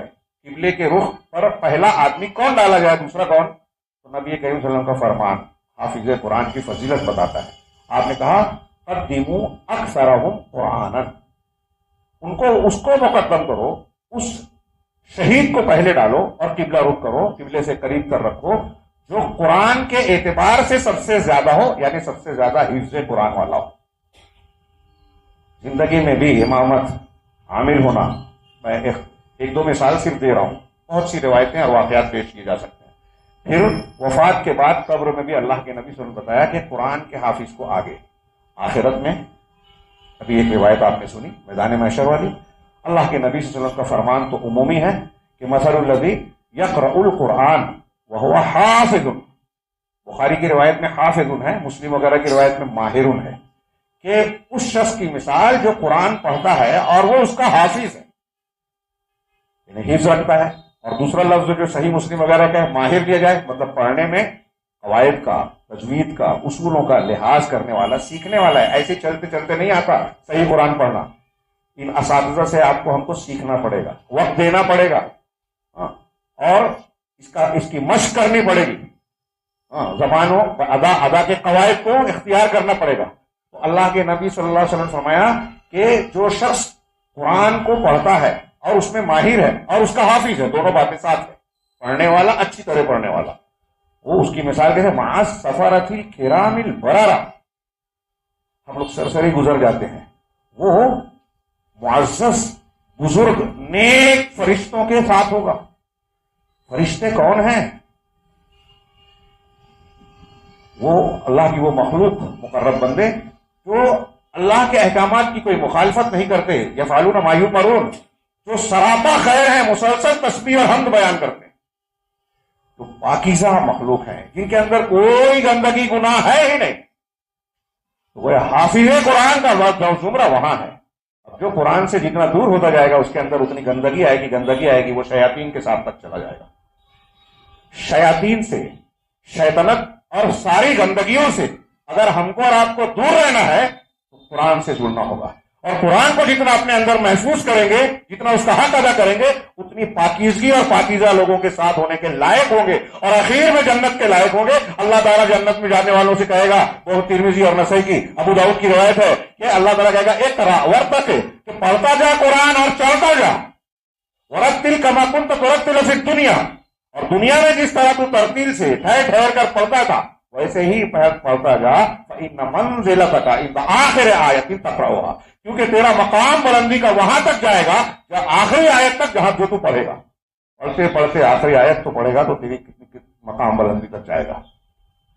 غور فرمائیے، یہ دنیا سے لے کے آخرت تک میں نے صرف یہ سمجھانے کی کوشش کی ہے چند روایتوں کے روشنی میں کہ قرآن ہم کو، ہمارے بچوں کو سب سے اعلیٰ اور مقدم مقام دیتا ہے. جو اس سے جتنا جڑے گا وہ اتنا اعلیٰ مقام پائے گا، دنیا میں بھی، برزخ میں بھی، آخرت میں بھی. اب اس کا اہتمام، معاف کیجیے گا میں بہت تفصیل میں نہیں جا رہا ہوں، اس کا اہتمام خود اللہ رب العالمین نے اور رسول اللہ صلی اللہ علیہ وسلم نے کرنے کی کیسی تلقین کی. اس کا جو قرآن کے حفظ کے تقاضے کا ایک پہلو یہ ہے کہ ہمیں کیا کرنا چاہیے، ایک پہلو یہ کہ حفظ کرنے کے بعد کیا کرنا چاہیے. ہم پوری تفصیل نہیں بیان کر سکتا، اشارے میں بات آئے گی. بہرحال کیا کرنا چاہیے تو ایک دو آیت پر اور اس کی تھوڑی سی تشریح پر آپ غور کیجیے. اللہ تعالیٰ کا فرمان شروع میں پڑھا گیا. اللہ کا ایک فرمان ہے سورہ حجر کی آیت نمبر 9، بڑی مشہور، انا نحن نزلنا الذکر وانا لہ لحافظون، کہ ہم نے اس ذکر کو نازل کیا اور ہم ہی اس کے محافظ ہیں، اس کی حفاظت کرنے والے ہیں. میں تفصیل میں جاؤں گا تو لمبا ہو جائے گا. میں شیخ عبد الرحمن بن ناصر السعدی کی مختصر اور انتہائی جامع تفسیر، وہ کہتے ہیں پہلے انا نحن نزلنا الذکر، ذکر کی کہتے ہیں قرآن، یعنی ہم نے قرآن کو نازل کیا جس میں ہر چیز کا ذکر ہے، مسائل بھی ہیں، واضح دلائل بھی ہیں، اور اس میں ہر وہ چیز ہے جو کسی نصیحت حاصل کرنے والے کی ضرورت ہے. سدھرنے والے کو سدھرنا، ہدایت پانے والے کو ہدایت چاہیے، اور حق کو قبول کرنے والے کو دلیل چاہیے. قرآن میں سب کچھ موجود ہے. اب کہا وَإِنَّا لَهُ لَحَافِظُونَ، اور ہم ہی اس کی حفاظت کرنے والے ہیں. تفسیر غور سے سنیے، میں اس لیے کہہ رہا ہوں غور سے سنیے کہ مختصر میں بڑی جامع باتیں کہی ہیں. کہا اے فی حال انزالہ و بعد انزالہ، ہم اس کی حفاظت کرنے والے ہیں، یعنی قرآن کے نازل کرنے کے وقت بھی اور قرآن کے نازل کرنے کے بعد بھی. قرآن کے نازل کرنے کے وقت کو انہوں نے ایک جملے میں کہا کہ ہر شیطان رجیم، وحی کے دشمن سے چرانے سے یا اس میں کوئی ملاوٹ کر دینے سے اس کو محفوظ رکھا. بخاری کی اس روایت کی طرف اشارہ کر گویا اس میں آ گیا. حضرت ابن عباس کہتے ہیں کہ جب قرآن کا نزول شروع ہوا تو اللہ تعالیٰ نے آسمان پر پہرے بٹھا دیے. جنہوں نے جب اوپر جا کے خبریں چوری کرتے تھے، جب ان کو شہاب ثاقب پڑھنے لگا تو کہا کہ یہ نیا انتظام کسی وجہ سے، مشورہ کیا، ٹولیاں ہیں نکلی، اور پھر کہ کوئی خاص واقعہ ہوا ہے یہ جاننے کے لیے جنوں کی مختلف ٹولیاں دنیا کے مختلف حصوں میں، لیکن صحیح بخاری میں ہے حضرت ابن عباس کا قول فرمان. ان میں سے ایک جماعت جو ہے وادی نخلا سے گزری. اس وقت رسول اللہ صلی اللہ علیہ وسلم اپنے پاس صحابہ کے ساتھ چونکہ اوقاز کی طرف جا رہے تھے مکہ سے دعوت دینے کے لیے مکی زندگی میں، اور فجر کا وقت تھا، فجر کی جماعت کھڑی تھی، آپ قرآن کی تلاوت کر رہے تھے. سورہ احقاف اور سورہ جین میں اس کا ذکر ہے. تو اس صرفنا الیک نفر من الجن والی آیت جو ہے، تو اس میں جب جنہوں نے قرآن سنا تو کہا کہ یہ قرآن ہی ہے جس کی وجہ سے یہ پہرے بٹھائے گئے. اللہ تعالیٰ نے آسمان میں پہرے بٹھائے کہ قرآن کے ساتھ کوئی چھیڑ چھاڑ نہ کر پائے. نبی کریم صلی اللہ علیہ وسلم پر جب نازل ہوتا تو قرآن و حدیث کہتے ہیں کہ اللہ کے رسول صلی اللہ علیہ وسلم کے براہ راست دل پر نازل ہوتا. نبی کریم صلی اللہ علیہ وسلم کے وہ وساوس تخیلات جو انسانی بشری تقاضے ہیں کہ میرے ذہن میں اور آپ کے ذہن میں کوئی کھٹک کوئی خیال آتا ہے، وہ روک دیا جاتا تھا تاکہ اس کا کوئی دخل اور عمل قرآن پر نہ ہو سکے. تو نزول کے وقت بھی اللہ تعالیٰ نے حفاظت فرمائی. وبعد انزالہ، اور نازل کرنے کے بعد اودعہ اللہ فی قلب رسولی، اللہ تعالیٰ نے اپنے رسول کے دل میں اسے اکٹھا کر دیا، جمع کر دیا. اب یہ سورہ طٰہٰ کی آیت پڑھیے، قبل ان یقضی الیک وحیہ لا تعجل بالقرآن قبل ان یقضی الیک وحیہ، اور سورہ قیامہ میں پڑھیے لا تحرک بہ لسانک لتعجل بہ، کہ قرآن کو پڑھ کر اپنی زبان کو تیزی سے حرکت مت دو تاکہ اجلت کرو. اللہ کے رسول کو گھبراہٹ ہوتی تھی کہ کہیں بھول نہ جاؤں، تو اللہ تعالیٰ نے تسلی دی کہ آپ اجلت مت کیجیے. لا تحرک بہ لسانک لتعجل بہ ان علینا جمعہ وقرآنہ، ہمارے اوپر اسے بیان کرنا بھی ہے اور اسے پڑھانا بھی ہے، تجوید کے ساتھ پڑھانا بھی، اور پھر اس کا بیان بھی ہے. بیان میں قرآن کے اصولوں اور ضوابط کی بات بھی آ گئی، اور بیان میں قرآن کی تفسیر اور معانی بھی آ گئی. ہم اس کو جمع کر دیں گے. سنقرئک سورہ سبح اسم سورہ اعلیٰ میں کہا سنقرئک فلا تنسى، ہم آپ کو پڑھا دیں گے تو آپ بھولیں گے نہیں. حفاظ کرام، اللہ کے نبی صلی اللہ علیہ وسلم کو اللہ نے حافظ بنایا قرآن کا پہلا دنیا میں، تو آپ پہلے وارث ہیں قرآن کو آپ کے حافظ بن کے. اس کے معنی اور مطالب کو بھی سمجھے جو رسول صلی اللہ علیہ وسلم نے کر کے اور بیان کر کے سکھایا. آپ نے کہا اللہ تعالیٰ سے کہہ رہے ہیں کہ قرآن کے نازل کرنے کے بعد ایک پہلا اہتمام یہ کیا کہ نبی صلی اللہ علیہ وسلم کے دل میں محفوظ کر دیا. اب نبی صلی اللہ علیہ وسلم کے دل میں محفوظ کیا، یہ جو میں نے ایک دو اشارہ کیا آیت کا، اس کا اور بھی اہتمام دیکھیے کہ اللہ کے رسول صلی اللہ علیہ وسلم کو کیسی تلقین کی. بخاری مسلم میں الفاظ کے فرق سے حدیث ہے کہ ہر رمضان المبارک میں ہر روز حضرت جبرائیل علیہ الصلوۃ والسلام نبی کریم صلی اللہ علیہ وسلم سے ملاقات کرتے تھے، اور اس ملاقات میں حضرت جبرائیل اللہ کے رسول صلی اللہ علیہ وسلم سے قرآن کا دور کرواتے تھے. جتنا نازل کیا ہوا قرآن ہے پورا سنتے تھے. اور کیونکہ یہ اہتمام کیوں تھا، اس لیے تھا یہ قرآن کی حفاظت اور ہمیں اور آپ کو تلقین اور تعلیم، حفظ حافظ بنانے اور حفظ سیکھنے کے لیے یہ سلسلہ جاری رکھنا ہے. حضرت جبرائیل پہلے معلم ہے، حافظ قرآن بنانے والے اور عالم قرآن بنانے والے. نبی کریم صلی اللہ علیہ وسلم شاگرد حضرت جبرائیل کے، اور حضرت نبی کریم صلی اللہ علیہ وسلم پھر معلم کائنات ہے، پوری امت کے لیے معلم ہے. آپ اہتمام کر رہے ہیں، اور جس سال آپ کی وفات ہوئی، اسی بخاری مسلم کی روایتوں میں ہے کہ جس سال آپ کی وفات ہوئی اس سال کے رمضان المبارک میں نبی کریم صلی اللہ علیہ وسلم سے حضرت جبرائیل علیہ الصلوۃ والسلام نے پورے قرآن کو 2 مرتبہ سنا. پورے قرآن کو 2 مرتبہ.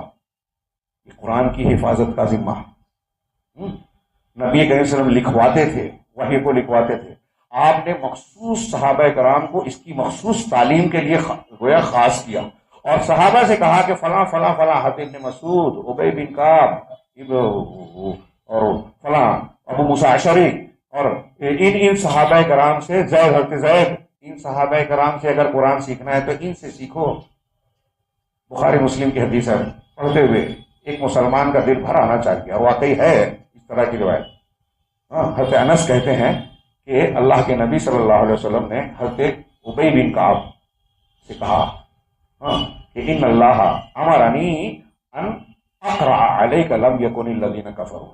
اللہ نے مجھے حکم دیا، رسول اللہ صلی اللہ علیہ وسلم کہہ رہے ہیں ایک صحابی سے، حضرت ابی سے کہہ رہے ہیں کہ اے ابی، اللہ نے مجھے حکم دیا ہے کہ میں تمہیں لم یکن الذین کفروا سورۃ البینہ، میں تمہیں یہ سورت پڑھ کر سناؤں. جیسے ہی انہوں نے یہ سنا کہا وہ سب مانی کہ اللہ کے رسول، کیا اللہ نے میرا نام لیا ہے؟ قال نعم. آپ نے کہا ہاں. فبکا، رونے لگے. ابھی کہہ رہے تھے نا خوشی کے آنسو. تھوڑی دیر کے لیے سوچیے اپنے آپ کو وہاں رکھ کے، غور کیجیے. یہ سب چیزیں ہم ایسے ہی گزر جاتے ہیں. سوچئے دنیا میں ہمارے سامنے ہمارے نام اگر کوئی بڑا آدمی لے لے، کوئی بڑے عہدے والا ہماری جماعت کا، حکومت کا، یا کوئی اور بادشاہ ہے، وزیر اعظم ہے، فلاں سے نام لے کے آپ کو مجھ کو ذکر کر دے تو ہم اس کو کیا سمجھیں گے؟ حالانکہ اس سے کوئی فائدہ ہونے والا نہیں ہے دنیاوی اعتبار سے۔ ایک آدمی کا نام اللہ لے، حضرت ابئی کا نام اللہ نے لیا، اللہ کے رسول نے کہا ہاں کیوں لیا اللہ نے نام؟ غور کیجئے کہ یہ عزت، یہ مقام اتنے بندوں میں، اتنے صحابہ میں اللہ تعالیٰ نے اللہ کے رسول سے کہا کہ ابئی کو پڑھ کر سناؤ۔ کیوں؟ قرآن کی وجہ سے۔ وہ حافظ قرآن تھے، عالم قرآن تھے، قرآن کا علم اور قرآن کو صحیح ڈھنگ سے پڑھنے والے تھے۔ اللہ تعالیٰ صحیح قرآن پڑھنے والے کو کان لگا کر سنتا ہے۔ نبی کریم صلی اللہ علیہ وسلم نے عبداللہ ابن مسعود سے کہا کہ مجھ کو قرآن پڑھ کر سناؤ۔ ابن مسعود کہنے لگے، بخاری مسلم، اقرأ علیک وقد انزل علیک، کہ اللہ کے رسول میں آپ پر پڑھوں جبکہ قرآن تو آپ ہی پر نازل کیا گیا ہے۔ تو آپ نے کہا میں اس بات کو چاہتا ارید ہو، کیا ہے آپ نے اس طرح کہا، اود ان یقرأ علی غیری او کما قال، ان اسمع من غیری، میں یہ چاہتا ہوں، احب ان اسمع من غیری، میں چاہتا ہوں کہ کسی دوسرے سے میں یہ قرآن سنوں۔ تو کہا میں نے، حضرت عبداللہ بن مسعود کہتے ہیں کہ میں نے سورہ نساء کی تلاوت شروع کی اور پڑھنے میں مست ہو گئے، مگر ہو گئے، یہاں تک کہ کہا جب میں اس آیت پر پڑھا فکیف اذا جئنا من کل امۃ بشہید وجئنا بک علی ہؤلاء شہیدا، نبی کریم صلی اللہ علیہ وسلم نے کہا بس کیجیے۔ میں نے آنکھ اٹھا کر دیکھی تو نبی کریم صلی اللہ علیہ وسلم کی آنکھوں سے آنسو جاری ہیں۔ یہاں جو مثالیں میں نے دی اس میں کئی دروس ہیں۔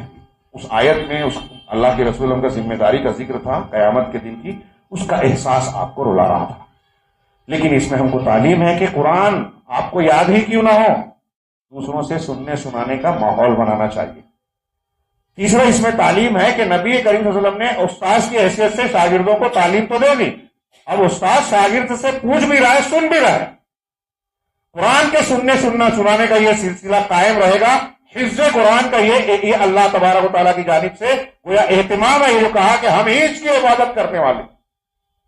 یہ تو میں ایک حصہ بیان کر رہا ہوں، ابھی جس مقدمے کی طرف انہوں نے ذکر کیا قاری عبد المجید صاحب کے، اس میں مجھے یاد پڑتا ہے کہ اس دنیا میں مطلب اللہ کے نبی صلی اللہ علیہ وسلم کے دور سے لے کر آج تک قرآن کو پڑھنے پڑھانے، اس کے اصولوں، تجوید کے اصولوں، اس کی قرأت 7 قرأتیں 10 قرأتیں، اس کا کتنا اہتمام کیا ہمارے علماء کرام نے۔ پورا ایک گروہ آپ کو نظر آئے گا، پوری کتابوں کا سلسلہ نظر آئے گا، فلاں اور فلاں کی قرأت کی طرف سے نسبت کی جاتی ہے اور ہر قرأت متواتر ہے۔ متواتر کا مطلب کیا ہوا؟ کوئی روایت ہم نقل کرتے ہیں تو کہتے ہیں نا کہ ہم نے فلاں نے سنا، فلاں سے فلاں نے، یہ سند، سلسلہ سند کے ہر طبقے میں حدیث کو یا روایت کو بیان کرنے والی کتنی بڑی تعداد ہو، ثقہ راویوں کی، سچے لوگوں کی اتنی بڑی تعداد ہو کہ 2 4 6 غلطی کر سکتے ہیں، لیکن اتنی بڑی تعداد عادتاً بھی غلطی نہیں کر سکتے۔ مجھ سے ہو سکتی ہے، ان سے ہو سکتی ہے، ان سے، لیکن سب یہاں جتنے لوگ مل کے، جو دیندار بھی ہے، سب مل کے جان بوجھ کر غلطی کریں یا غلطی ہو جائے ممکن نہیں ہے۔ تو قرآن کا ایک ایک لفظ جو ہم تک پہنچا ہے آج، اللہ کے نبی صلی اللہ علیہ وسلم کے زمانے میں جو اترا تھا، وہی قرآن ہو بہو لفظ بلفظ، حرف بحرف، نقطہ بہ نقطہ، قرأت بہ قرأت تواتر کے ساتھ پہنچا ہے۔ یعنی ہر دور میں سند میں اتنے ثقہ افراد معتبر لوگ ہیں کہ کبھی عادتاً بھی وہ غلطی نہیں کر سکتے، جھوٹ بولنے پر متفق نہیں ہو سکتے۔ تو اللہ تبارک و تعالیٰ نے قرآن کے انزال کے بعد اپنے رسول کے دل میں محفوظ کیا، اور رسول اللہ صلی اللہ علیہ وسلم کے بعد اس نے اپنے امت کے دلوں میں محفوظ کیا۔ امت کے دلوں میں دنیا میں کوئی ریکارڈ، جیسے آج کل بنتا ہے نا کہ ریکارڈ بناتے ہیں، وہ کون سا ریکارڈ بک ہے، عالمی ریکارڈ بک بناتے ہیں کہ وہ پہلا نمبر ہے، اس میں ریکارڈ میں آپ دیکھیے پوری دنیا میں کتنی قومیں ہیں، کتنے مذاہب ہیں، ان کی کتنی کتابیں ہیں۔ تو یہ ریکارڈ دیکھیے کہ مذہبی کتابوں کے حفاظ کی کتنی تعداد پائی جاتی ہے۔ میں نے اس سے پہلے ذکر کیا کئی مرتبہ، میں سمجھتا ہوں 15-20 سال ہو رہا ہے، ایک سروے رپورٹ آئی تھی اس وقت کہ منیمم کم سے کم دنیا میں اس وقت 2 کروڑ حفاظ قرآن پائے جاتے تھے۔ 2 کروڑ اس وقت 15-20 سال پہلے کی بات کر رہا ہوں، اور وہ ایک اندازہ تھا، ایگزیکٹ نہیں تھا، اس سے کم نہیں، اس سے زیادہ ہو سکتے ہیں۔ آج کتنے ہوں گے؟ صحابہ کرام کے زمانے سے لے کر آج تک ہر زمانے میں حفاظ قرآن کی بڑی تعداد، واقعہ کی تاریخ والے ذکر کرتے ہیں، اس کی سندی حیثیت کیا ہے پتہ نہیں، کہ جب ہلاکو نے بغداد کو تاراج کر دیا، مسلمانوں کی لائبریریوں کو فرات میں دھو ڈالا، سب کچھ علمی مآخذ بھی ختم کر دیا، قرآن کو بھی تباہ کر دیا، قرآن میں جتنے نسخے تھے، تو ایک بزرگ آدمی نے 2 چھوٹے چھوٹے بچوں کو پیش کیا ہلاکو کے سامنے، اور ایک سے کہا قرآن پڑھے، اور وہ غلطی کرتا تو دوسرا ٹوکتا، اور ہلاکو سے سوال کیا کہ تو نے قرآن کے نسخے تو ضائع کر دیے، ان بچوں کے سینے میں جو ایسے لاکھوں لوگوں کے سینے میں قرآن محفوظ ہے وہ کیسے ضائع کرے گا؟ یہ اللہ تعالیٰ کی حفاظت کا انتظام ہے۔ صرف الفاظ ہی نہیں، قرآن کے معنی بھی محفوظ ہیں، اس کے اصول بھی محفوظ ہے، اس کے جو تحریری کی، آپ قرآن میں بعض الفاظ دیکھیں گے کہ کہیں ہم جو گول تا سے لکھتے ہیں قرآن میں لمبی تا سے لکھا ہے، کہیں لمبی الف سے لکھتے ہیں قرآن میں الف مقصورہ سے چھوٹے الف سے لکھا ہے۔ یہ قرآن کا خاص اسلوب تحریر ہے، وہ جو متعین ہو گیا وہی اختیار کرتے ہیں مسلمان علماء کرام۔ تو اس کا لکھنے کا انداز، پھر اس کے جو علوم ہیں اس میں الگ الگ شاخیں، ناسخ و منسوخ، مجمل، محکم اور متشابہ، مجمل اور مفصل، اور الگ الگ شاخیں اس کے شان نزول کا، ایک ایک شعبے کو ایک ایک فن مانا گیا، اور ایک ایک فن کے ماہرین ہیں، ایک ایک فن کی سینکڑوں کتابیں، 10-20 نہیں، سینکڑوں کہہ رہا ہوں بلکہ ہزاروں کہہ سکتے ہیں۔ اس امت نے قرآن کا یہ اہتمام کیا، اللہ تبارک و تعالیٰ نے یہ ہم کو تعلیم دی، اور شیخ کہہ رہے ہیں کہ اللہ تعالیٰ نے اس کے الفاظ کو کسی تبدیلی یا کمی زیادتی سے محفوظ رکھا، اس کے معنی کو تبدیلی سے محفوظ رکھا۔ اگر کوئی شخص معنی کی تحریف بھی کرنے کی کوشش کرتا ہے تو اللہ تعالیٰ ہر زمانے میں ایسے افراد کو پیدا کرتا ہے جو اس کا مواخذہ کرتے ہیں اور قرآن کی حفاظت کا فریضہ انجام دیتے ہیں، اور یہ اللہ تبارک و تعالیٰ کی عظیم نشانی اور بہت بڑی نعمت ہے۔ یہ قرآن معجزہ ہے قیامت تک کے لیے پوری دنیا انسانیت پر، ایک معجزہ۔ اور اس معجزے کا ایک پہلو یہ ہے جو ہمارے یہاں چھوٹے چھوٹے بچے حافظ بن رہے ہیں۔ میں بھی ذکر کر رہا تھا کہ بھئی دوسری کتابوں کے آج وید کے کتنے حافظ ہیں، توریت انجیل کے حافظ کبھی ڈھونڈیے ملتے ہیں کیا؟ کچھ سالوں پہلے ایک پنڈت نے کہا کہ ہمارے یہاں بھی ایک اخبار میں بیان آیا تھا کہ وید کا ایک شاستری جو ہے حافظ ہو گیا وید۔ تو میں نے کہا کہ اس سے مطالبہ کیا جائے کہ وہ اپنے یہاں ایک تراویح پڑھا کے بتائے۔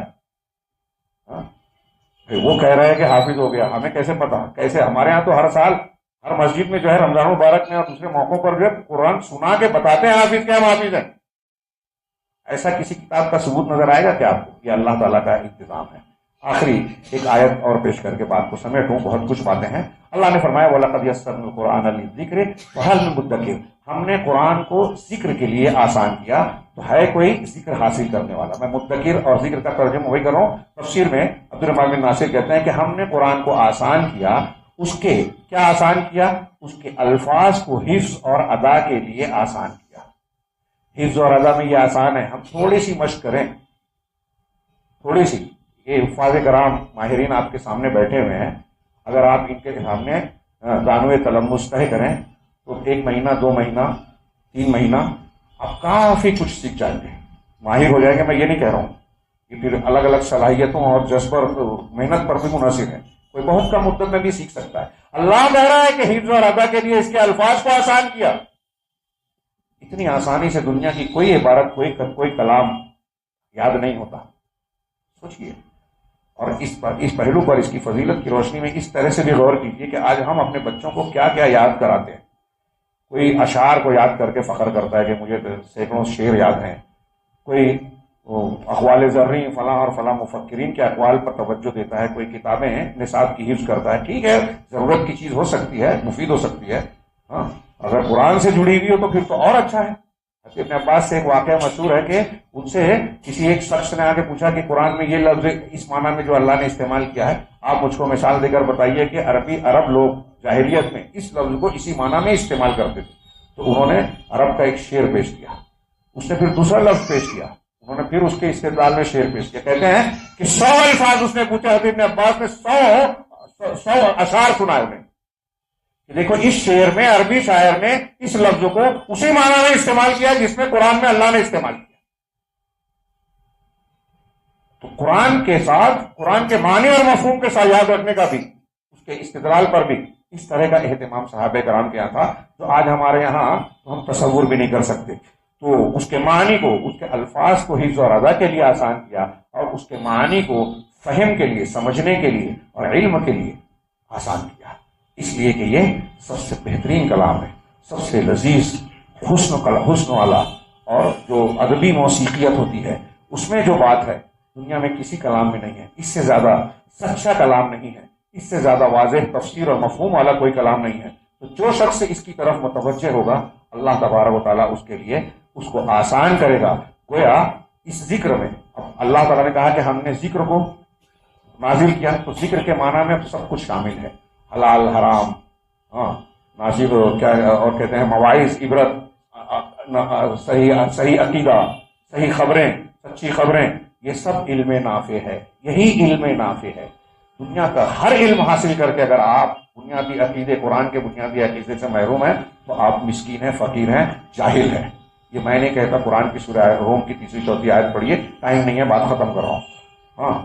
اور اگر قرآن کا علم اگر آپ کو ہے اور دنیا کے علوم میں آپ کچھ کم و بیش بھی ہیں تو انشاءاللہ ہو سکتا ہے دنیاوی اعتبار سے آپ کو مادی اعتبار سے کچھ کم آنکا جائے، لیکن اس شخص سے بڑھ کر خوش قسمت کوئی نہیں جس کے پاس قرآن کا علم ہو. اس لیے کہ بچہ ہو، جوان ہو، بوڑھا ہو، مردہ ہو، قیامت کے دن دوبارہ زندہ ہونے والا ہو، جو صاحب قرآن ہے ہر جگہ اس کے لیے بلندی ہے، فضیلت ہے، اجر ہے، اللہ تبارک و تعالیٰ کے ہاں اجر ہے. اس آیت میں اللہ نے کہا کہ ہم نے قرآن کو ذکر کے لیے آسان کیا، تو ہے کوئی نصیحت حاصل کرنے والا. گویا اللہ ہم سے اور آپ سے کہہ رہا ہے کہ تم اگر قرآن حفظ کرنا چاہتے ہو تو آگے بڑھو، قرآن سیکھنا چاہتے ہو تو آگے بڑھو، قرآن پر عمل کرنا چاہتے ہو تو آگے بڑھو. اللہ تمہارے لیے اس راستے کو آسان کرے گا، مدد کرے گا. اللہ رب العالمین سے دعا ہے کہ وہ ہمیں صاحب قرآن، اصحاب قرآن لوگوں میں شامل فرمائے، قرآن والا بنائے، اور قرآن کی جو برکتیں دنیا سے لے کے آخرت تک اللہ کے کلام اور رسول اللہ صلی اللہ علیہ وسلم کے فرمان نے بیان کی ہے، رب العالمین ہمیں ان کے مستحقین میں شامل فرمائے. میں آخر میں پھر سے ایک مرتبہ مدرسہ زاد العلم کے اساتذہ، ذمہ داران کو مبارکباد دیتا ہوں، اور خاص طور سے وہ بچہ جس نے حفظ کی تکمیل کی ہے. دعا کروں گا کہ اللہ تعالیٰ اس کے سینے میں اس قرآن کو محفوظ رکھے، اور نہ صرف سینے میں بلکہ اللہ تبارک تعالیٰ ان کے عقیدے میں بھی اور عمل میں بھی یہ قرآن محفوظ کر دے. اللہ تبارک تعالیٰ ان کو، ان کے والدین، ان کے والدین کے والدین، سب لوگوں کے لیے خیر و برکت کا باعث بنائے. اور یہاں جتنے لوگ بھی شامل ہیں، باقی کے جو بعد کے جو طلبہ اور وہ اساتذہ ہیں دوسرے، پروردگار ان کو بھی اس میں حصے دار بنائے. وآخر دعوانا الحمدللہ رب العالمین وصلی اللہ علیہ نبینا محمد. محترم حاضرین، یہ تھے شیخ ابوالرضوان محمد حفظہ اللہ جو قرآن سے متعلق بڑی ہی نفع بخش گفتگو فرما رہے تھے. آپ کی باتیں، آپ کی نصیحتیں بڑی ہی قیمتی ہے، قابل عمل ہے. اللہ تعالیٰ شیخ کی عمر میں، علم میں برکت عطا فرمائے. اور آپ نے بیماری کے باوجود اتنا وقت دیا، یہ ہمارے لیے بڑی اہمیت کا حامل ہے. اب اس کے لیے بطور خاص شیخ کے شکر گزار ہیں. اللہ تعالیٰ آپ کے بیماری کو شفا یابی میں بدل دے اور آپ پر اپنی رحمتوں اور برکتوں کا نزول فرمائے. آپ نے جو باتیں ذکر کی ان میں 2 باتیں قابل غور ہیں. پہلی بات یہ کہ شیخ ابوالرضوان نے بتایا کہ قرآن اپنی لکھاوٹ اور اپنی تحریر کے اعتبار سے بھی محفوظ کیا اللہ تعالیٰ نے. اور آپ دیکھیں گے، غور کریں گے تو قرآن کریم میں سورہ بقرہ کے اندر جہاں پر بھی ابراہیم علیہ السلام کا نام آیا ہے وہ کھڑی زیر کے ساتھ لکھا گیا ہے، اور بقیہ جگہ پر جہاں پر بھی آیا ہے وہ یا کے ساتھ لکھا ہوا ہے. تو یہ فرق آپ کو ہر نسخے میں نظر آئے گا کہ سورہ بقرہ میں جہاں ابراہیم علیہ السلام کا نام ہے وہ کھڑی زیر کے ساتھ ہے اور بقیہ جگہ پر یا کے ساتھ. دوسری بات، رسول اللہ صلی اللہ علیہ وسلم صحابہ کرام کی قرآن سے دلچسپی اور رغبت کا نتیجہ تھا کہ آپ صلی اللہ علیہ وسلم صحابہ کرام کا حوصلہ بڑھایا کرتے تھے. اور اسی سلسلے میں حضرت عائشہ رضی اللہ عنہ کہتی ہیں کہ ایک مرتبہ رسول اللہ صلی اللہ علیہ وسلم راستے سے گزر رہے تھے، حضرت ابو موسیٰ اشعری رضی اللہ عنہ کے گھر کے پاس پہنچے تو آپ قرآن پڑھ رہے تھے. آپ رک کر سننے لگے. تو دوسرے دن رسول اللہ صلی اللہ علیہ وسلم نے حضرت ابو موسیٰ اشعری رضی اللہ عنہ کی حوصلہ افزائی فرماتے ہوئے کہا کہ لقد اوتیت مزمار من مزامیر آل داؤد، کیا ابو موسیٰ تمہیں تو حضرت داؤد علیہ السلام کی طرح خوش کن آواز دی گئی ہے. اس لیے کہ داؤد علیہ السلام زبور کی تلاوت بڑے اچھے انداز میں کیا کرتے تھے. یہاں پر ہمارا پروگرام اپنے اختتام کو پہنچا.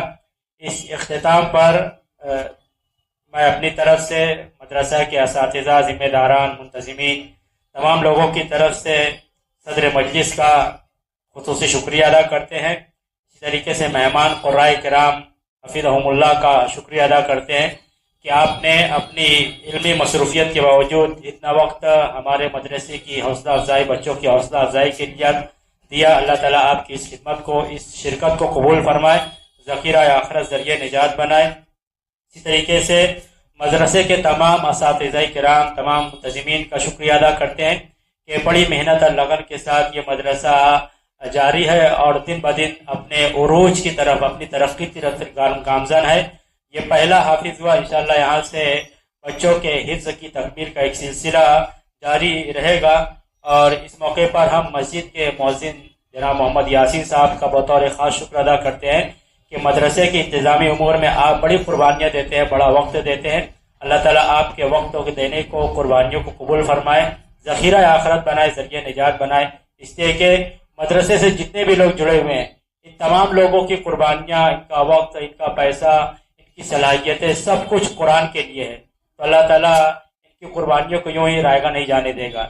اس کا بدلہ دنیا میں بھی عزت اکرام اور خوشحال زندگی کی صورت میں، اور آخرت میں جنت کی نعمتوں بھری جنت کی شکل میں ملنے والا ہے. اخیر میں اختتام مجلس کی دعا پڑھ لے. سبحانک اللہم و بحمدک، اشہد ان لا الہ الا انت، استغفرک و اتوب الیک.